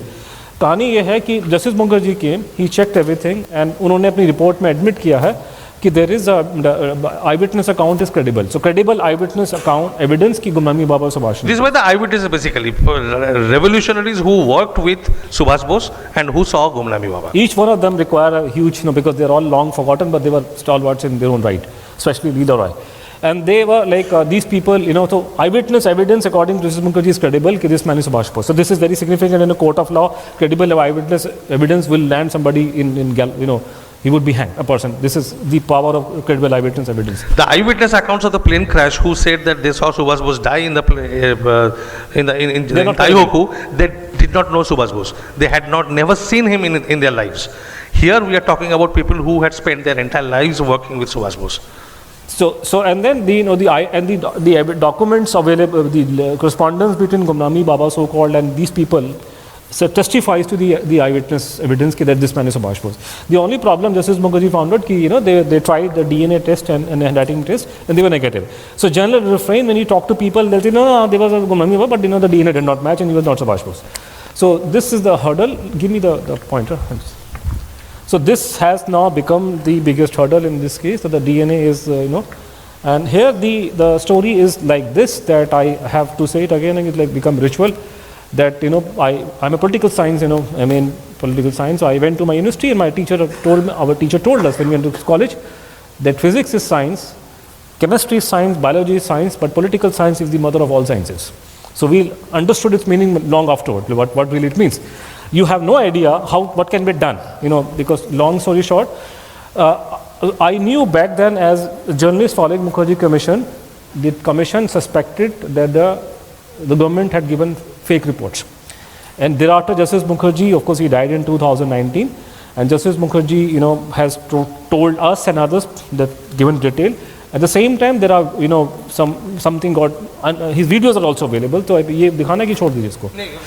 इसमें वो साफ बोल रहे हैं कि I am 100% convinced he's the same person, but I could not prove it, something like that. So this is ये हो गया, और ये हमारा उनका फोटो था के साथ में जो किताब दिया करके, और अब ये कि हमारे पास में हमने फिर एग्जाम्पल दिया कि कैसे DNA फजिंग होती है. This is a long story, like how do you fudge, because people have this assumption कि साइंस होती है हर चीज़ में, कुछ नहीं होता. आप आधार कार्ड वगैरह कुछ भगवानों के नाम से हम निकालते, इस देश में कुछ फर्क पड़ता है इसमें. So there are documented cases of DNA fudging. People have this thing, especially, I'm sorry, you're people from scientific community, people have this illusion कि you can't change the report of DNA. Yes, DNA is science, but you have no idea how powerful is political science. This is Delhi High Court ordering Times of India, CBI to probe into the Delhi Forensic Science Laboratory. They give fake reports, DNA reports. After the CBI inquiry, this is what came out. They arrested and this is a very interesting case, Gyaneshri Express. A person name of Amitabh Chaudhary was presumed dead on the basis of a DNA report which his family procured from CFSL Calcutta. So, and they got money and everything else, and then after 10 years after he was presumed dead and everything was settled, he updated his Facebook profile and he was caught. So he was alive, but report was fake. So we have gone through with a fine-tooth comb, in this entire case. We have consulted experts of DNA in India and abroad. We've shown them the Gumnami Baba report of DNA. They have pinpointed errors, problems, and in fact they are saying that one of the reports, actually the conclusion is it's matching, but the report has been in fudge in a way. They are saying it's inconclusive. The DNA samples were sent to 2 labs. the DNA samples were sent to 2 labs, one in Hyderabad and other in Kolkata. The Hyderabad lab said it's inconclusive, we cannot reach a final conclusion. The Kolkata lab said categorically they don't match. So when the DNA doesn't match, it's black and white. Two persons can never be the same. So we were puzzled that every other indicator is telling us, and by that time we also had the handwriting tests done, which Justice Mukherjee was given 2 reports from the Sarkari labs, again Sarkari labs, who had told him that handwritings don't match. We got it tested from independent experts of global repute, and they said that there is no doubt the handwritings match is the writing of the same individual. So handwriting was also confirmed. We were puzzled with the DNA. Everything is matching. People who have worked with Subhas Chandra Bose and have seen Gumnami Baba's face, they are in touch with him for over nearly 20 years, writing letters. They have come in front of the commission and said that he's the same person. That is there. Handwriting is matching. Then why is DNA not matching? Then we found that the fraud that was done. Before the DNA test was done, the results were leaked out in the most prominent Bengali newspaper in Kolkata. Before the DNA tests were even started. I mean, fraudulent reporting can happen after the test is done. They could have waited, but they couldn't wait. Before the test was done, the results were out. So that was the first indication. The second thing, we asked for the electropherogram, which is basically the raw data of the DNA test. Many of you will know. And they have refused to divulge the electropherogram, which is, by the way, a standard protocol around the world. We have not asked anything that people don't give. It is a standard protocol around the world where a DNA test result is not accepted by any authority if it is not accompanied by an electropherogram, the raw data. So they have refused from 2017 onwards. We are in 2024 now. The third aspect is the inconclusive data set that came from CDFD. We have taken it to international experts on DNA. And they have studied whatever is available. They have studied in detail. Fortunately, CDFD Hyderabad submitted the electropherogram with their report, so we could take a second opinion. So we have taken that electropherogram, the raw data, to these experts, and they have categorically said that, well, it is inconclusive because we don't have data for all the comparison points. I am not going into the technical terms and anything. I'm just speaking in layman's terms, that for all the comparison terms, there should be 9. We have got 5, and there is more of a match than a mismatch. So that seals the case. And then if you come to the conclusion, last slide पे चले जाओगे. मैं ये दिखा रहा हूँ कि ऐसा है कि हमारा ये प्रॉब्लम हो गया था कि डीएनए का फिर कि डीएनए तो हमारे पास में सैंपल नहीं है टेस्ट करने के लिए, but we have all the data. हम वीडियो नहीं दिखा रहे, का टाइम नहीं आपको दिखाने का, कि एक्सपर्ट ज्ञानेश्वर चौबे और BHU और अदर्स और Adrian in Australia, they have given report and given bites on television की the CFS report is bunkum. The other thing is that we did not have any samples, but we have the handwriting sample. So we, again, long story short, we brought in an American expert who had no axe to grind, और उसने test किया, और सरकारी expert जो है वो बेचारों की तो बोलती बंद हो जाती है, लेकिन ये अमेरिकन एक्सपर्ट ने जो बोला आप खुद सुन लीजिए. ये बाइट सुना दो, कहानी खत्म. इसने डिटेल रिपोर्ट दी है. इसका क्लिक मारो. अभी टाइम नहीं है. 1 सेकंड का 2 सेकंड का दिखा दो. ये this is the last thing, because the click मार दो उस पे. That's all. Bose joining us this evening, but first I want to go across to Kurt Baggett. Kurt Baggett, the handwriting expert, joining us from Texas. Kurt, this is Anand here. I hope you can hear us and hear me clearly. Thank you. I can hear you clearly. Yes. Thank you for joining us live. You were sent. You're welcome. You were sent 2 sets of questions, 2 sets of handwritings, Q1 and Q2. Yes. Did you know that one of them belonged to Netaji Subhas Chandra Bose? I did not know anything about the handwriting. How long did you take to analyze? No, I did not. How long did you take to analyze the handwritings? Oh, it took me several days. I didn't record my timing, but it spent about a week on it off and on. I do about 25 cases a month, so I worked on it and worked on it some more, and it took me several days to come to a conclusion. And do you, beyond doubt, claim that the handwritings were the same, of the same person? Yes. The card time नहीं है. this is the comparison. I mean, if you look at, now switch on the lights, all the lights, we are done. If we look at the plain cast theory and the Gumnami Baba, so-called Gumnami Baba theory. Slide on कर दो. Slide कहाँ गया? हट गई वो. In the plain cast theory, we have circumstantial evidence which does not even stand on its legs. As a result, the US State Department, even our own former Prime Minister Jawaharlal Nehru, they were very clear that there is no direct evidence and we have to believe on something which have completely turned out to be false. In contrast here, in this case, the Gumnami Baba case, here we have direct evidence in the form of forensic evidence, which is handwriting. We have oral evidence, witness accounts, people who knew Subhas Bose, people who knew Gumnami Baba, and plenty of documentary evidence, volumes of letters, thousands of pages in their own handwriting. And we also have the DNA evidence in the sense that DNA was said to be negative. We have proved there was a fraud, which basically means negative of negative, which means positive. There was a fraud, and on the negative result, you turn it around, what you get is the DNA was a match. So what more do we need? That's where we stand today. And lots to be done, but in short, as much as we can compress it, this is what it is. Thank you very much.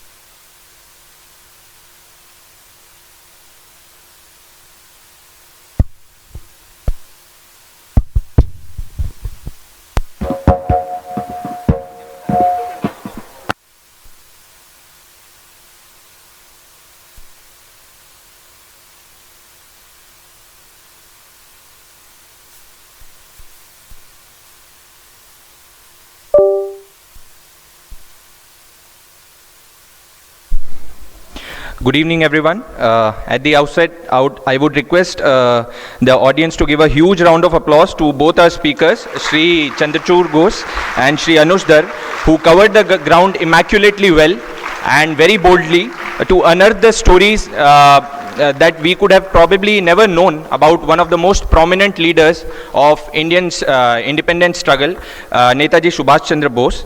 I also thank Commander V.K. Jaitley, retired, Professor Bhargav Maitra, Dean of Student Affairs, Professor S.K. Varshniya, Chairman PGEA, for having spared their valuable time, and the audience and professors in the audience who made it convenient to attend as the long weekend is just about to start. I would also convey special thanks to our director, deputy director, and the registrar for their unwavering support to us.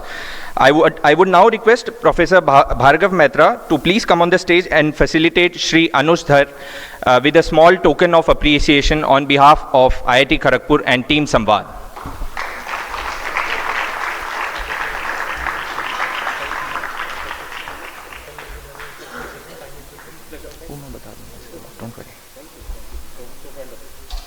I would now request Commander V.K. Jaitley, retired, to please come on stage and felicitate Shri Chandrachur Ghose with a small token of appreciation.